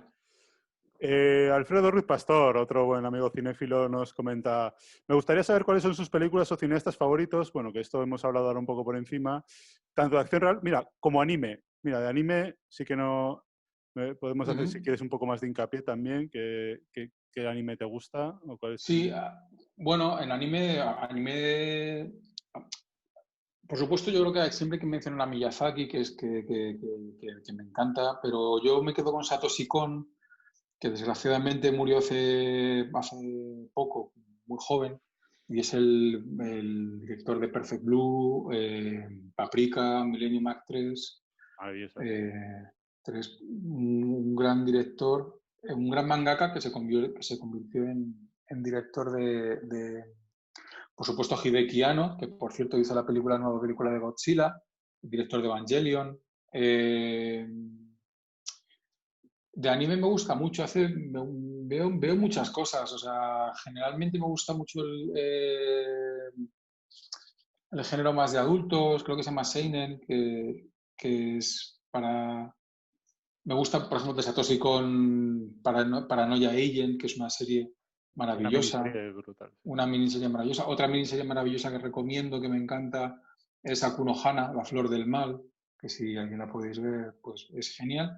Y hace poco vi una serie que me tiraba para atrás un poco el dibujo, porque era como el típico manga anime con pelos de colores y tal, que se llama Cuando lloran las luciérnagas, que es una cosa bizarrísima, que te descoloca completamente y que, bueno, yo recomiendo, está en Netflix, la primera parte. Así que, bueno, yo la recomiendo, hay 2 partes, la primera está en Netflix, la segunda tendréis que apañar. Así nos gusta, que recomendemos en Fricoño bizarradas, que también tiene esta parte Fricoño. Y justo antes de hablar con vosotros he empezado a ver una serie que está en Netflix de un tipo, que no recuerdo el nombre, es Dororaro o algo así, de un tipo con cabeza de lagarto, que he empezado 2 capítulos ahora y tiene muy buena pinta. ¿Has visto One Punch Man? Me encanta One Punch Man. Me a mí es del último que me ha alucinado, sí. La primera temporada más que la segunda no me gusta mucho. Pero la primera me parece brutal.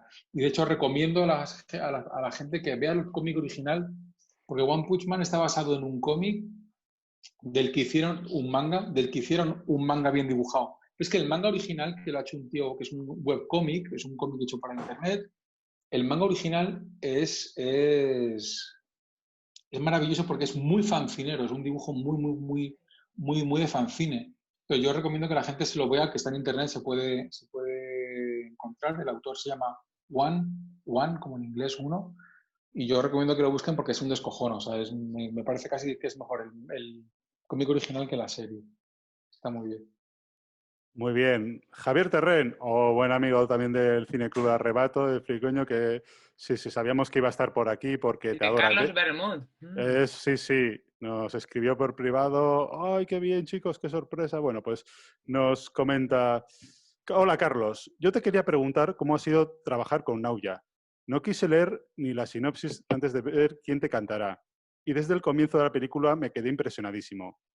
Más aún con el uso inesperado de canciones como Somos su nuevo invitado, que es de mis favoritas de ella. Esos graves en plena sala de cine me ponía la piel de gallina. Tanto que he vuelto a ver la película varias veces. ¿Volverías o volverás a trabajar con ella? Soy muy fan vuestro, de ambos. Hacéis muy buena simbiosis, nos comenta. Pues nada, muchas gracias. Sí, a mí me encantaría trabajar con Naya. La verdad es que he de decir que se ha convertido en una muy buena amiga mía y aparte la que tengo muchísimo cariño. Y me encantaría volver a trabajar con ella porque es que creo que tengo una energía muy especial. O sea, creo que es curioso porque Naya tiene como una especie de magnetismo inherente, ¿sabes? En un sentido cinematográfico. Y sí que me gustaría. Trabajar con ella fue muy estimulante. Fue muy guay. Porque es que es una bestia. O sea que fue muy estimulante, muy divertido. Fue muy guay y muy intenso también.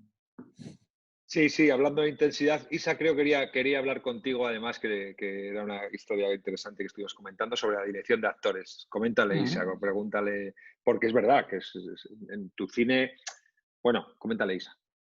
Sí, no, además que ya lo comentamos en la rueda de prensa de San Sebastián, precisamente de quién te cantará, con todo el tema de la dirección actoral, o sea, porque eres una persona que has tenido la capacidad de vaciar a Nauya, o sea, como tú dices, es una bestia, los que seguimos su cine y su música, es una persona que bueno, pues que roba absolutamente a todos con esos ojos cuando aparece y con esa fortaleza. Entonces, ¿hasta qué punto también, de alguna forma, no sé cómo decirte, trillas con cada personaje para que realmente vayan definidos a lo que tú quieres conseguir, porque estamos hablando antes de Pepe Sacristán. Pepe Sacristán es una persona pues con una experiencia, como tú decías, brutal en el cine español y en el cine internacional, y son personas que consideramos que si es más fácil actuar con actores, rodar con actores, por así decirlo, nuevos que ya te conocen, que ya tú les tienes cogidas un poquito la forma de trabajar, o cuando ya trabajas con estrellas del calibre, con la personalidad de Nayua o de Pepe, ¿hasta qué punto permitas que te puedan dar ellos también algún tipo de cuestión, no sé, o tú te manejas en la cuestión de lo que quieres conseguir con ellos y los abordas hacia ese punto? A mí generalmente, mientras los actores se sepan el texto y vocalicen, algo muy importante en el cine español. Y Sacristán es todo un ejemplo. Es decir, yo vuelvo a Sacristán. Para mí, hacer cine no es tan místico a la movida. En el fondo, los actores lo que tienen que hacer es aprenderse el texto, vocalizar y ya está, ¿sabes? Y tú les vas indicando. En este sentido también aprendí mucho de Buñuel, ¿no? Cuando explicaba cómo trabajaba con los actores, que era muy pragmático también. Y con Nayua en el fondo es eso. O sea, si tú quieres conseguir que Nayua baje un poco el tono, pues le puedes decir que lo repita varias veces hasta que encuentre un poco el tono aquí. Hasta que la cansas. Es una manera de decirlo, ¿no? Es decir, al final lo que importa, hasta que la cansas o hasta que al final ya haya una cosa más automatizada que ayuda. A lo mejor ayuda a ese personaje.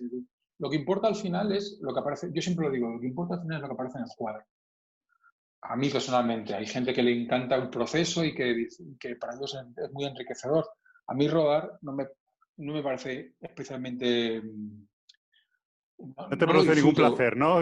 Ni displacer, o sea, ni tampoco me jode, o sea, me da igual. Yo necesito un material que yo tengo que llegar a la sala de montaje y tengo que tal. Eso suena demasiado frío lo que estoy diciendo. Y quizás es la antítesis de Hollywood, pero lo cierto es que al final el trabajo es básicamente conseguir el material que necesitas para luego montarlo. Y ese material lo consigues de mil maneras. Al final tienes que... Lo bonito del cine, que lo que me fascina, es que es un truco, es magia, es pura magia en el sentido de prestidigitador.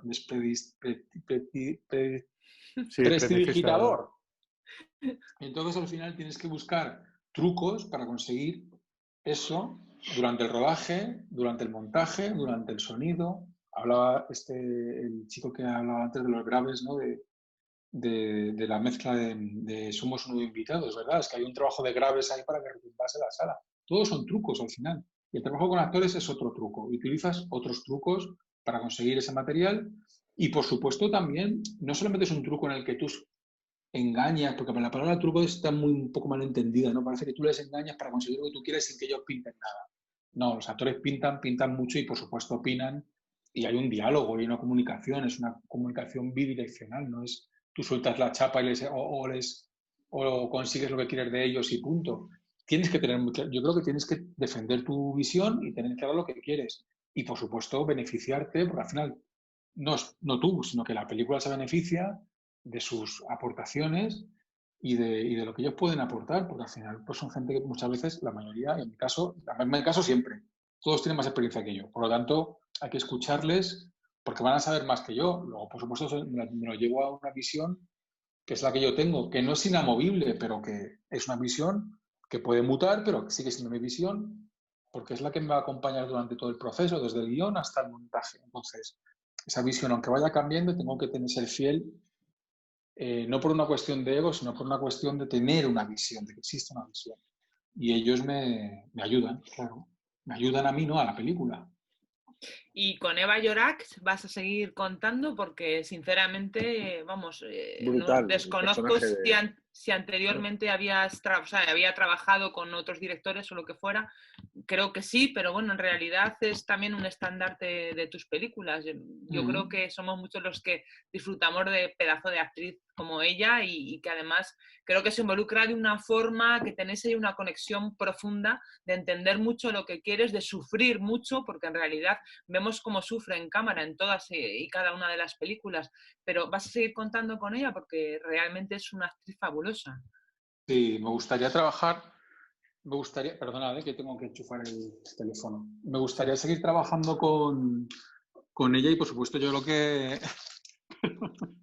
Estoy aquí como de fondo, ¿no? Como haciendo unos malabares. Cosas del directo, oye, esto es directo, por la vida misma. Bueno, pues sí, me encantará trabajar con Eva porque es una actriz maravillosa. O sea, y sobre todo creo que es una actriz que tiene mucha verdad, en el sentido de que ella tiene mucho que aportar, por lo menos en los personajes que yo he escrito, he de decir que casi los he adaptado para que Eva fuese la actriz que los hace, ¿no? Porque creo que tenían mucho, los dos personajes tenían mucho de ella. Entonces, ¿Lo escribiste, Carlos, el papel pensando en ella? ¿El papel de quién te cantará? El de quién te cantará, no. No lo pensé, no lo escribí pensando en nadie. Los papeles de quién te cantará no los escribí pensando en nadie. El de Blanca, el de Palma Elías, sí, lo escribí pensando en ella, pero el resto no lo escribí pensando en nadie. Pero es verdad que cuando Eva se pensó en Eva como una posible Violeta, me pareció que encajaba muy bien y fuimos trabajando. Y yo creo que trabajé también el personaje para que se adaptase a ella. Yo una cosa que decía Hitchcock, que yo estoy de acuerdo, es, pero también preguntaba Isa antes sobre el trabajo de actores, ¿no? Y preguntaba a otra persona. Y Hitchcock decía que el trabajo de actores más importante se hace en el casting. Pues es eso, ¿sabes? Al final lo que importa es que elijas un actor que se adapte a tu personaje y ya está. O sea, si el resto debería ser bastante fácil. Bueno, fácil o debería funcionar de una manera más orgánica. Es que es brutal esa interpretación. Para mí la interpretación de Eva Llorach en Quién te cantará, que ganó, por cierto, el Goya a Mejor Actriz Revelación, que no lo entendí mucho, sí, pero podía haber ganado el Goya a Mejor Actriz Principal. O sea, es brutal. Esa interpretación es de las interpretaciones de estas que se te quedan clavadas en la memoria durante muchísimos años. Pues sí, la verdad es que Eva hizo un papelón, fue un trabajo también muy intenso. O sea, Quién te cantará fue un trabajo intenso porque era una película muy intensa que caía sobre los hombros de Eva y de Nayoa, ¿no? Aparte luego estaban Natalia y Karma, pero era una película muy intensa de Eva, que era su primer papel, una película, digamos así, más grande. Y Nayo también era un protagónico después de varios años sin hacer un protagonista en un largometraje, ¿no? Entonces había como mucha carne en el asador, fue una película muy intensa, que yo recuerdo como eso, como una película intensa de rodar, porque por una situación determinada, con unos personajes y unas actrices determinadas que fue en ese momento, ¿no? O sea, y de hecho lo recuerdo con mucho cariño, pero intensamente. Muy bien, nos ha escrito... Uy, perdón, Isa. No, nada. Que veo que nos ha escrito Marta Ibáñez, liminalidad, pegamento invisible, el concepto. Muy bien, muchísimas gracias, Marta, por este vocablo, ¿no? Por rescatar palabras del diccionario en fricoño y viva la liminalidad. Sí, perdona, te dejo para... No, ya está. Ah, perdona, era Isa que quería. Isa que quería preguntar. Por la cuestión de paralelismos con Tarantino, que antes comentaba Alfonso, la cuestión de las bandas sonoras y todo lo demás, que curioso, porque al fin y al cabo... en tu caso también no es que hagas un poco lo mismo, pero sí que te empujas y te vales también de la música, incluso para dar título a una de tus películas. Y es muy gracioso porque antes comentábamos, antes de que entraras y tal, que eres más joven, mucho más joven de las canciones que de alguna forma sacas a reducir y que es muy gracioso porque quizás, yo no sé si has hablado con Mocedades, con los Uranga, para saber si se han vuelto a sacar algún disco de reedición. Pepe Caracol.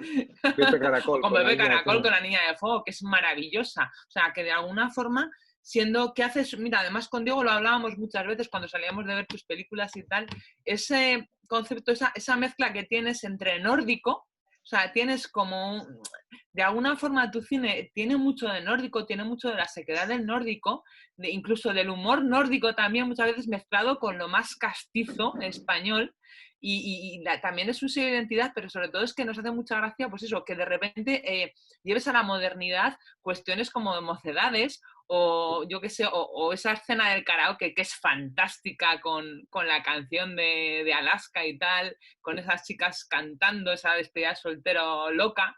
No sé, que de alguna forma también está rescatando una serie de idiosincrasia española que de alguna forma es muy casposa, o sea, porque a un chico de ahora le hablas de Mocedades y te dirá quién coño son Mocedades y tal, y que tú de una forma lo llevas a lo moderno, o la canción que finaliza, que me parece brutal, en ¿Quién te cantará?, que es una escena maravillosa, cuando se ve a Naya ya cantando en el auditorio, que se ve pues también esas dos caras de Lila y de Violeta, que no sé, que es una pasada. Procuro olvidarte, que aquí yo creo que la cantaba José Vélez, que además Diego y yo cuando salimos decíamos, ¿pero quién canta esta canción? Estábamos los dos ahí. Que no sé, que de alguna forma es fantástico de qué forma la españolidad también la llevas a tu cine por el medio musical. ¿Seguirás con eso? ¿Es algo que te inspira mucho realmente? Esas son las horas de karaoke, ¿no? Esas son las horas de karaoke. Sí, totalmente. Claro, es que justo es eso. Cuando ya karaoke son canciones míticas que tú dices. Alaska no puede faltar en un karaoke, está claro. Sí, totalmente. Sí, me gusta. A mí es que me gusta mucho la cultura popular en general. O sea, me gusta mucho, bueno, pues las canciones que hemos escuchado, que escuchaban mis padres, las canciones. Es verdad que nunca he sido muy moderno, en el sentido, no estoy muy a la última en el sentido musical. Escucho mucho música. Sí, bueno, hay cosas que sí que escucho, ¿no? Y que conozco. Grupos que mencionabais antes. Y otros grupos, ¿no? Y además soy amigo, yo que sé, La Bien Querida, o yo Crepúsculo, y me encanta lo que hacen. Pero es verdad que a nivel sonoro, a nivel bueno, hasta ahora, creo que hay una melancolía y una épica, o el tipo de arreglos de las canciones antiguas tiene una textura que me transportan a mí, o que me ayudan a pensar en estos personajes, en ese tipo de historias. La verdad es que nunca he hecho una reflexión así muy profunda sobre eso, pero bueno, yo escucho Manolo Caracol y escucho La Niña de Fuego y me transporta a un lugar que a lo mejor si escucho otro tipo de canción, no, pero a lo mejor otro tipo de canción, si escucho trap, pues me transporta a otro lugar. A lo mejor una película de robots o una película de kaijus sí me pega un trap, ¿sabes? A lo mejor sí creo que puede encajar mejor, o un slasher, o no lo sé. Depende mucho de la peli, pero es verdad que en mis listas de reproducción siempre suelo tener música más antigua. Y muchas veces española, sí, de grupos de, bueno, ahora tengo una película que estoy escribiendo, tengo a Janet, como una canción, un tema que tiene, tengo a Lola Flores, o sea, bueno. Canelita en rama, ¿eh? Sí. No sé si es que además combina muy bien la música, la escena, por ejemplo, en la que, con la canción de La Niña de Fuego, en la que Manolo Caracol, la interpretada por Manolo Caracol, La Niña de Fuego, cuando se está vistiendo José Sacristán, que es un ritual, me recuerda mucho al mundo de la tauromaquia, ¿no? Esa forma de vestirse y tal, que realmente para mí es lo único que tiene bonito ese tipo de mundo, ¿no? Esa parte de ese universo visual, ¿no? Sí. Y esa forma de vestirse, de ponerse la ropa de tal, con la canción sonando, como preparándose para matar realmente, ¿no? Que realmente es lo que está pasando en ese contexto. O sea, es que es una secuencia brutal. O sea, me gusta mucho cómo está integrada la música en tus pelis. Y casi siempre además utilizas música diegética, que es una cosa que además a mí me gusta mucho también de los cineastas, ¿no? El utilizar la música que está, la música diegética, para los que estéis, que igual no sepáis el término, ¿no? Pero que es la utilización de música dentro de la propia película porque está sonando en la película, ¿no? Pasando. Sí, la única vez que creo que no sé, bueno, que he utilizado música extradiegética. ¿Cómo era, Diego? Diegética es... diegética es cuando está sonando dentro de la película, y extradiegética es más cuando metes una música fuera de... que no está justificada tanto en la... Bueno, pues de estrategética, la primera vez que he utilizado banda sonora, por decirlo así, score, es en ¿Quién te cantará? Es la banda sonora de Alberto Iglesias. Pero hasta entonces no he utilizado música estrategética. Y es interesante, no sé, me gustaría también investigar qué tipo de bandas sonoras. A mí el trabajo de Alberto Iglesias me Bueno, pareció pues brutal. qué Y él, bueno, maravilla. y él es, o sea, no tengo palabras para hablar de él. O sea, no podría tener un programa entero para hablar de lo También le generoso deberían que de haber es. dado el Príncipe de Asturias a él, ¿eh? Sí, totalmente. Maravilloso de hombre. Pero bueno, no sé lo que no sé lo que haré. Es verdad que la textura de una película con música y sin música es muy distinta, muy distinta. Y la manera en la que se desarrollan las escenas es muy distinta. Es para pensarlo, ¿eh? Porque es un tema muy interesante a nivel cinematográfico del lenguaje. La textura que generas con música y sin música es muy distinta y tienes que ser muy consciente de que eso va a pasar. Que si metes una secuencia, metes una música estrategética, va a pasar, va a funcionar de una manera muy distinta, con Sí. menos tensión seguramente. A mí es que, por ejemplo, en el caso de, por poner un ejemplo de personas que creo que lo hemos hablado Diego y yo, como Xavier Dolan, que utiliza la música diegética de una forma que para mí, a ver, me gusta mucho el universo de Xavier Dolan, pero es verdad que lo veo muy tramposo, porque siempre va a utilizar hits, grandes hits, o sea, no es como Tarantino, vale, sí, utiliza hits, pero de nuevo, digamos que los hace él, porque son hits Sí, olvidados Lo que rescata, no lo sí. fueron, efectivamente, no, realmente igual ni lo fueron, pero él les da una, pues incluso con una revisión, o sea, sí, una remezcla. una remezcla o con alguien que lo canta de nuevo, como hiciste tú también con Naya y las canciones de Naya cantadas por Eva Amaral, pero la cuestión es que tú arriesgas mucho más, o sea, porque tú estás haciendo una música diegética, por ejemplo, para una película que se va a ver en Francia o que se va a ver en Corea, que realmente estás hablando de una cosa muy, muy española, muy castiza, que cosa, por ejemplo, Xavier Dolan, que lo hace y me parece mucho más tramposa, porque siendo fantástica, muy heroica en pantalla, pero va sobre seguro, porque va con canciones que sabe que funcionan. En tu caso es que es como un reloop, es una revuelta que realmente puede funcionar o no, funciona para ti, pero es una cuestión muy personal, porque es lo que estábamos comentando antes, Mocedades no le gusta a todo el mundo, es evidente. Claro. ¿Cómo no puede gustar a todo el mundo Mocedades? A mí me encanta.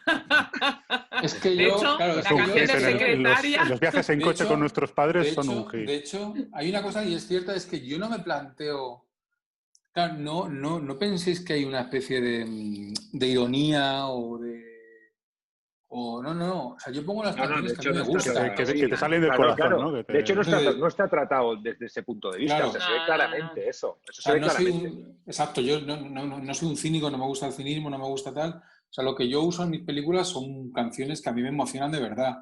Entonces, bueno, pues es lo que a mí me gusta. Es verdad que luego no me planteo, esto le va a gustar, o sea, esto de repente es una canción que tal, no me lo planteo. Digo, a mí esta canción me parece que es emocionante, me emociono y la pongo en la peli. O sea, me lo planteo más así. Muy Funciona con la bien. secuencia, funciona como tal. ¿Y hasta dónde nos puedes hablar, Carlos, hablando un poco, que has estado comentando alguna cosita, pero no hemos hablado mucho, ¿no? ¿Hasta dónde nos puedes hablar de tu tercera peli? Esto que no es la 1 ni la 2 y que es El Fricoño, por un lado. La cuarta. Y luego, perdón, Sí, de tu la cuarta cuarta, peli. claro. Perdón, que me sé la filmografía, pero que se me ha ido la pinza. Right. De tu cuarta peli. Y luego otra cosa que estuvimos también hablando el otro día. Creíamos que hablábamos, ¿no? De, joder, ¿cuándo le va a producir a Carlos Almodóvar? Porque teníamos la sensación de decir, hostia, es que Carlos, cuando le produzca una peli a Almodóvar, ahí se va a generar una simbiosis, un punto entre la forma de hacer cine de Carlos y la forma de producir cine de Pedro y de Agustín, ¿no? Veíamos ahí como una lanzadera, ¿no? Entonces, bueno, por lanzarte un poco esas dos cosas. Porque no sabemos si está igual, es que no sabemos nada. Bueno, la peli que estoy preparando es una película que espero rodar lo antes posible. El guión ya está terminado y bueno, estamos trabajando un poco en levantar la película, que parece que ya tiene compañeros de viaje y la idea es rodar bueno, lo antes posible. Es una película, el título de la película es Mantícora, es lo único que así que yo creo que puedo decir sin Bueno, contar guay. mucho. Está guay. Vaya. Mantícora. Mantícora. Vayamos anotándolo.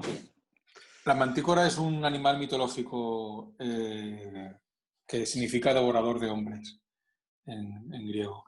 Y bueno, tampoco quiero hablar mucho del proyecto porque es una película que creo que va a ser controvertida de alguna manera. No quiero decir nada más.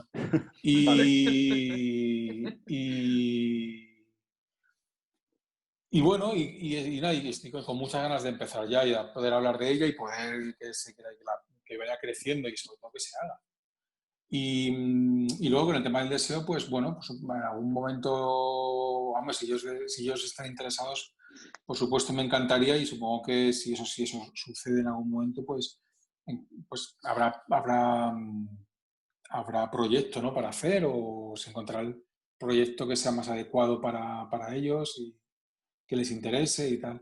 Pero bueno, es una cosa que puede suceder en cualquier momento, puede suceder o nunca, ¿no? Nunca se sabe. Ya. Una vida mía, personalmente sí me gustaría trabajar con ellos y aparte yo, evidentemente, ya sabéis que admiro mucho a Pedro y que le considero un maestro en todos los sentidos. Bueno, ¿no? y a ti. Y él a ti. Él a ti también, además. Él a ti ha hablado muchísimas veces de eso.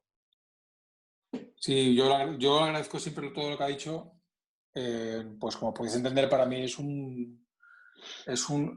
algo, mira, en el sentido práctico, ya que hablamos de ser prácticos, es algo que te anima a seguir escribiendo y a seguir trabajando y es uno de los mejores regalos que puedes recibir como cineasta es que alguien a quien admiras te diga, te muestre que le gusta tu trabajo.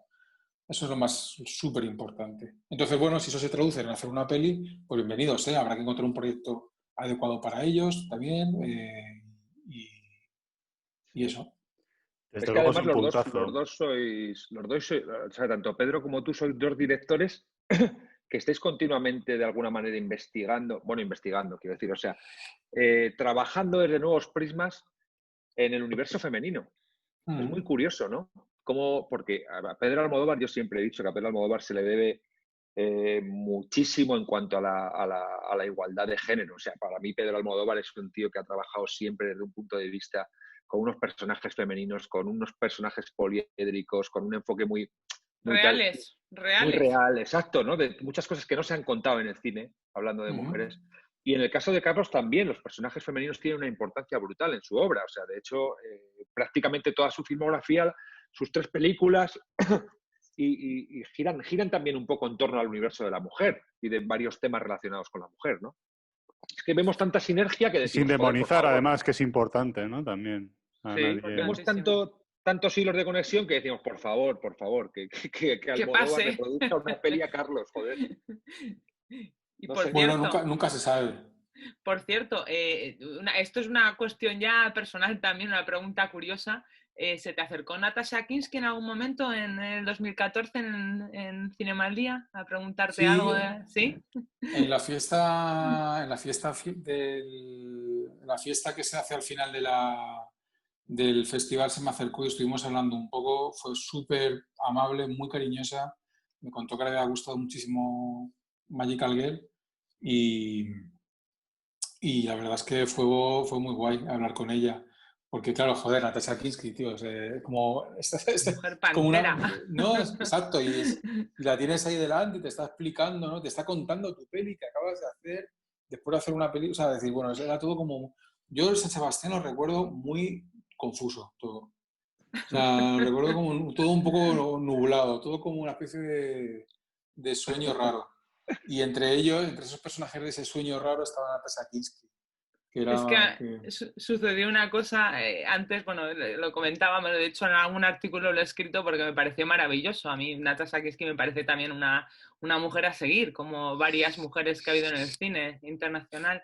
Pero sucedió que en el pase del Cursal sabíamos que Natasha le habían planteado ser presidenta del jurado, cosa que ella prefirió no serlo. Dejó a Fernando Bobaira, creo que era esa edición. Y estaba sentada 3 filas detrás de mí. Yo iba por segunda vez a ver Magical Girl Y de repente terminó la película y siempre les dicen a los miembros del jurado que por favor que no sean demasiado entusiastas a la hora de mostrar sus sentimientos hacia una película. Y fue de repente terminar, o sea, empezar los títulos de crédito y ya se levantó con su bolsito y iba sola y empezó a aplaudir, pero como una loca, o sea, pero como una auténtica loca en el centro del Cursal. Entonces, yo me acuerdo que salimos y aún dijimos, va a ganar Magical Girl. Yo me acuerdo que te lo dije en la fiesta de Magical Girl. Ahí me lo contaste. Te lo conté y te lo comenté. Tú estabas súper escéptico, claro. Que yo creo que es lo que estabas en una nebulosa que me imagino que siendo ahí el protagonista estás como diciendo, yo estoy fuera de todo esto. Pero para mí es como cinéfila, me pareció una de las imágenes más bonitas que yo recuerdo. O sea, tener comunión con esa pedazo de mujer, ¿no? Hija de quien era. Y verla aplaudir como una desorbitada delante de todo el mundo y pasarse todo por el forro. y me pareció fantástico. Y la verdad es que lo quería planteártelo porque tenía claro que tenía que haber hablado contigo, aunque la timidez que parecía tener era por encima de todo, pero me pareció maravillosa esa anécdota y quería compartirla contigo. Sí que hablamos y fue un momento muy bonito y lo recuerdo con mucho cariño. Justo ahí al lado de los canapés. Nos acercamos, empezamos a hablar y me contó, me contó que se había sentido muy, que le había sentido mucho la película. Y bueno, me pareció un regalo. Qué bueno, qué bueno. Alejandro Martínez nos pregunta, ¿dónde conseguiste el vestido del personaje de la niña en Magical Girl? Pues lo hicimos, o sea, lo hicimos nosotros, o sea, lo diseñó una amiga y se encargó del proceso Alice Waddington, que es la directora de Paradise Hills. No sé si conocéis la peli Paradise Hills, que es una peli española que salió el año pasado, estuvo en Sundance. No la he visto. No la he visto, pero me suena el título. Me suena el título, pero sí, tampoco lo he visto. Bueno, pues Alice estuvo en el proceso, hubo una diseñadora y lo confeccionamos para la película de manera exclusiva. Vamos a ver si tenemos algún comentario más. El mismo Alejandro nos pregunta, ¿te gustaría hacer animación? Sí. Bueno, sí. De hecho, creaste una serie animada. Sí. Que recordar. Sí, hice una serie, trabajé en una serie como creador, una serie de televisión que está en televisión española, que se llama Jelly Jam, pero eso sí recuerdo que me gustaba, pero sí lo recuerdo como algo más alimenticio. Que fue genial porque gracias a ese dinero al dinero que gané, pude hacer Diamond Flash.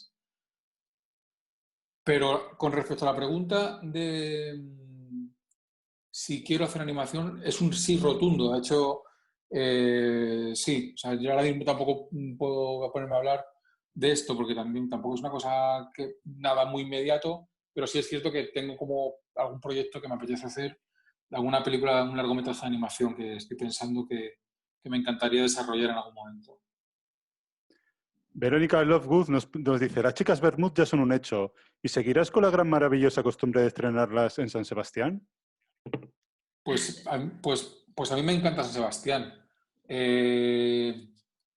O sea, me parece que es verdad que hay una cosa que tiene que ver con la que todas las pelis españolas se estrenan en el último tercio del año. Y es verdad que hay una especie de saturación de películas, pero San Sebastián es un festival que creo que también tenemos que reivindicar porque es nuestro festival de clase A y sobre todo es un lugar en el que se come de puta madre y... Ser pragmático, ya lo hemos dicho antes. Un director de cine tiene que ser pragmático. Eso es, hay que ser pragmático. Y aparte porque, bueno, es nuestro, lo que sí que reivindicarlo. Y sí, me encantaría, sí, todas las películas que puedan estar en San Sebastián. Lo importante es que las películas tengan visibilidad y si se estrena por esas fechas, pues lo mejor. San Sebastián es el mejor festival del último tercio después de Venecia, viene San Sebastián, que es en verano, viene San Sebastián. Toronto. San Sebastián, Toronto, casi siempre van juntos, ¿no? Las dos pelis que he hecho siempre fueron a Toronto, San Sebastián. Sí. Y luego, sí. Muy bien, chicos. Oye, pues se va acercando la hora de comer. ¿Qué os parece que hacemos una última, cada uno una ronda, una pregunta o un comentario final cada uno que queramos comentarle a Carlos? Venga, Isa, dispara si se te queda algo en el tintero. Bueno, Pues yo también plantear el tema del humor en las películas de Carlo, que me parece fantástico. Recordar, bueno, además también en la de Nacho Vigalondo en Colosal, recuerdo dos momentos particulares también en el Festival de San Sebastián. Uno fue en Magical Girl, con la escena de Bárbara Leni con el bebé en brazos, que literalmente casi me meo de la risa. Me miraba mal la gente, sinceramente, pero me parece un momento fantástico del cine. Y de la misma forma que en Colosal también esa recreación de Perdona, ¿cómo era lo del rey? De Don Juan Hostia, Carlos. sí. Lo siento mucho, Lo siento, no no volveré volveré a a hacer. hacerlo, No se volverá efectivamente. Pues eso, sobre todo darte No se volverá a repetir, enhorabuena. ¿no? Sí. a Exactamente. repetir. Eso es.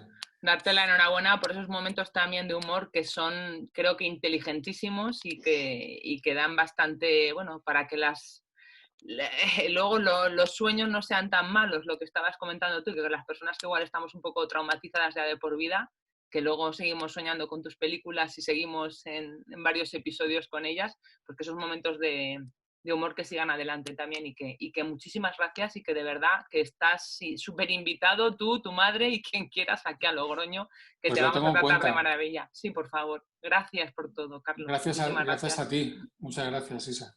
Gracias. Sí, por favor.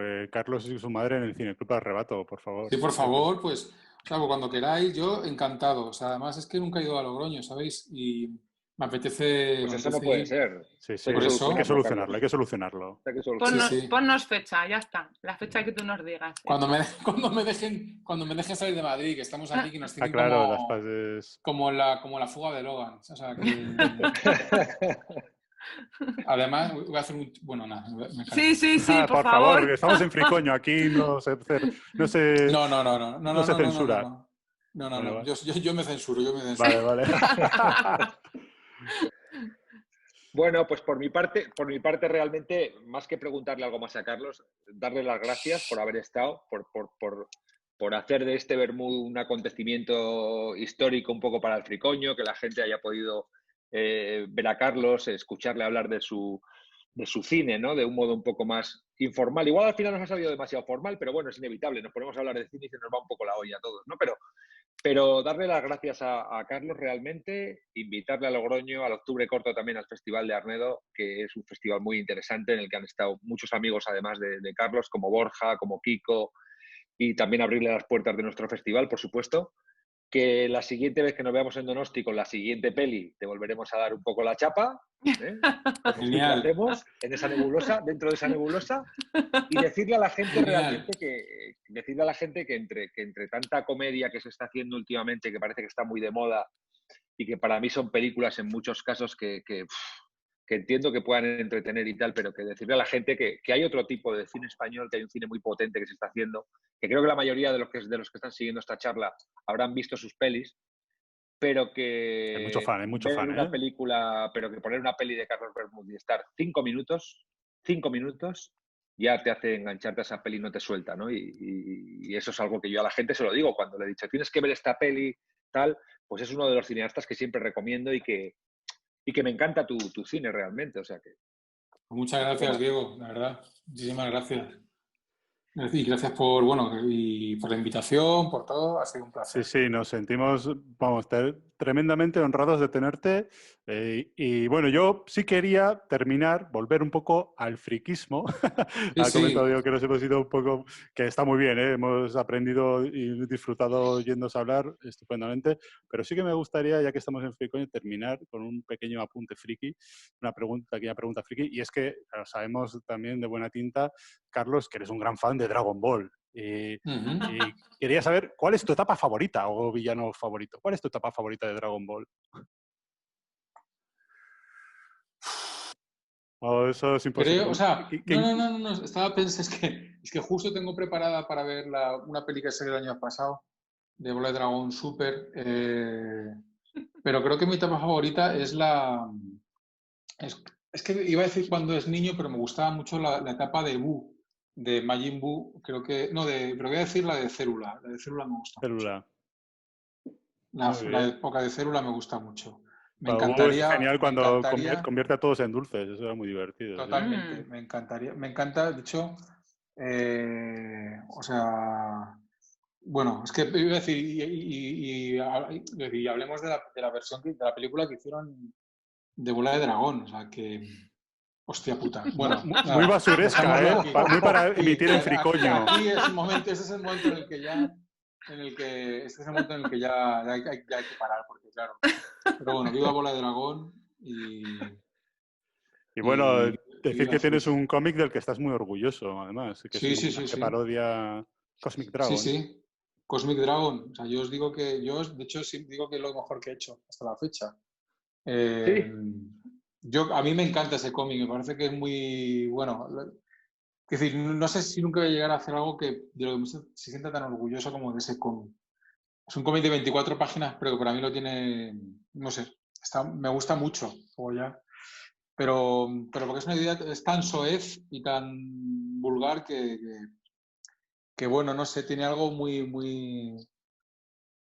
No sé, es que no sé dónde se puede conseguir. Igual un día lo subo online para que la gente vea el PDF y tal, de manera gratuita y tal. Sí. Puedes venir el año que viene al Fricoño a traerlo y a presentarlo aquí. Una presentación fancinera y que gente pueda traer sus obras inéditas o las que están descatalogadas, etcétera.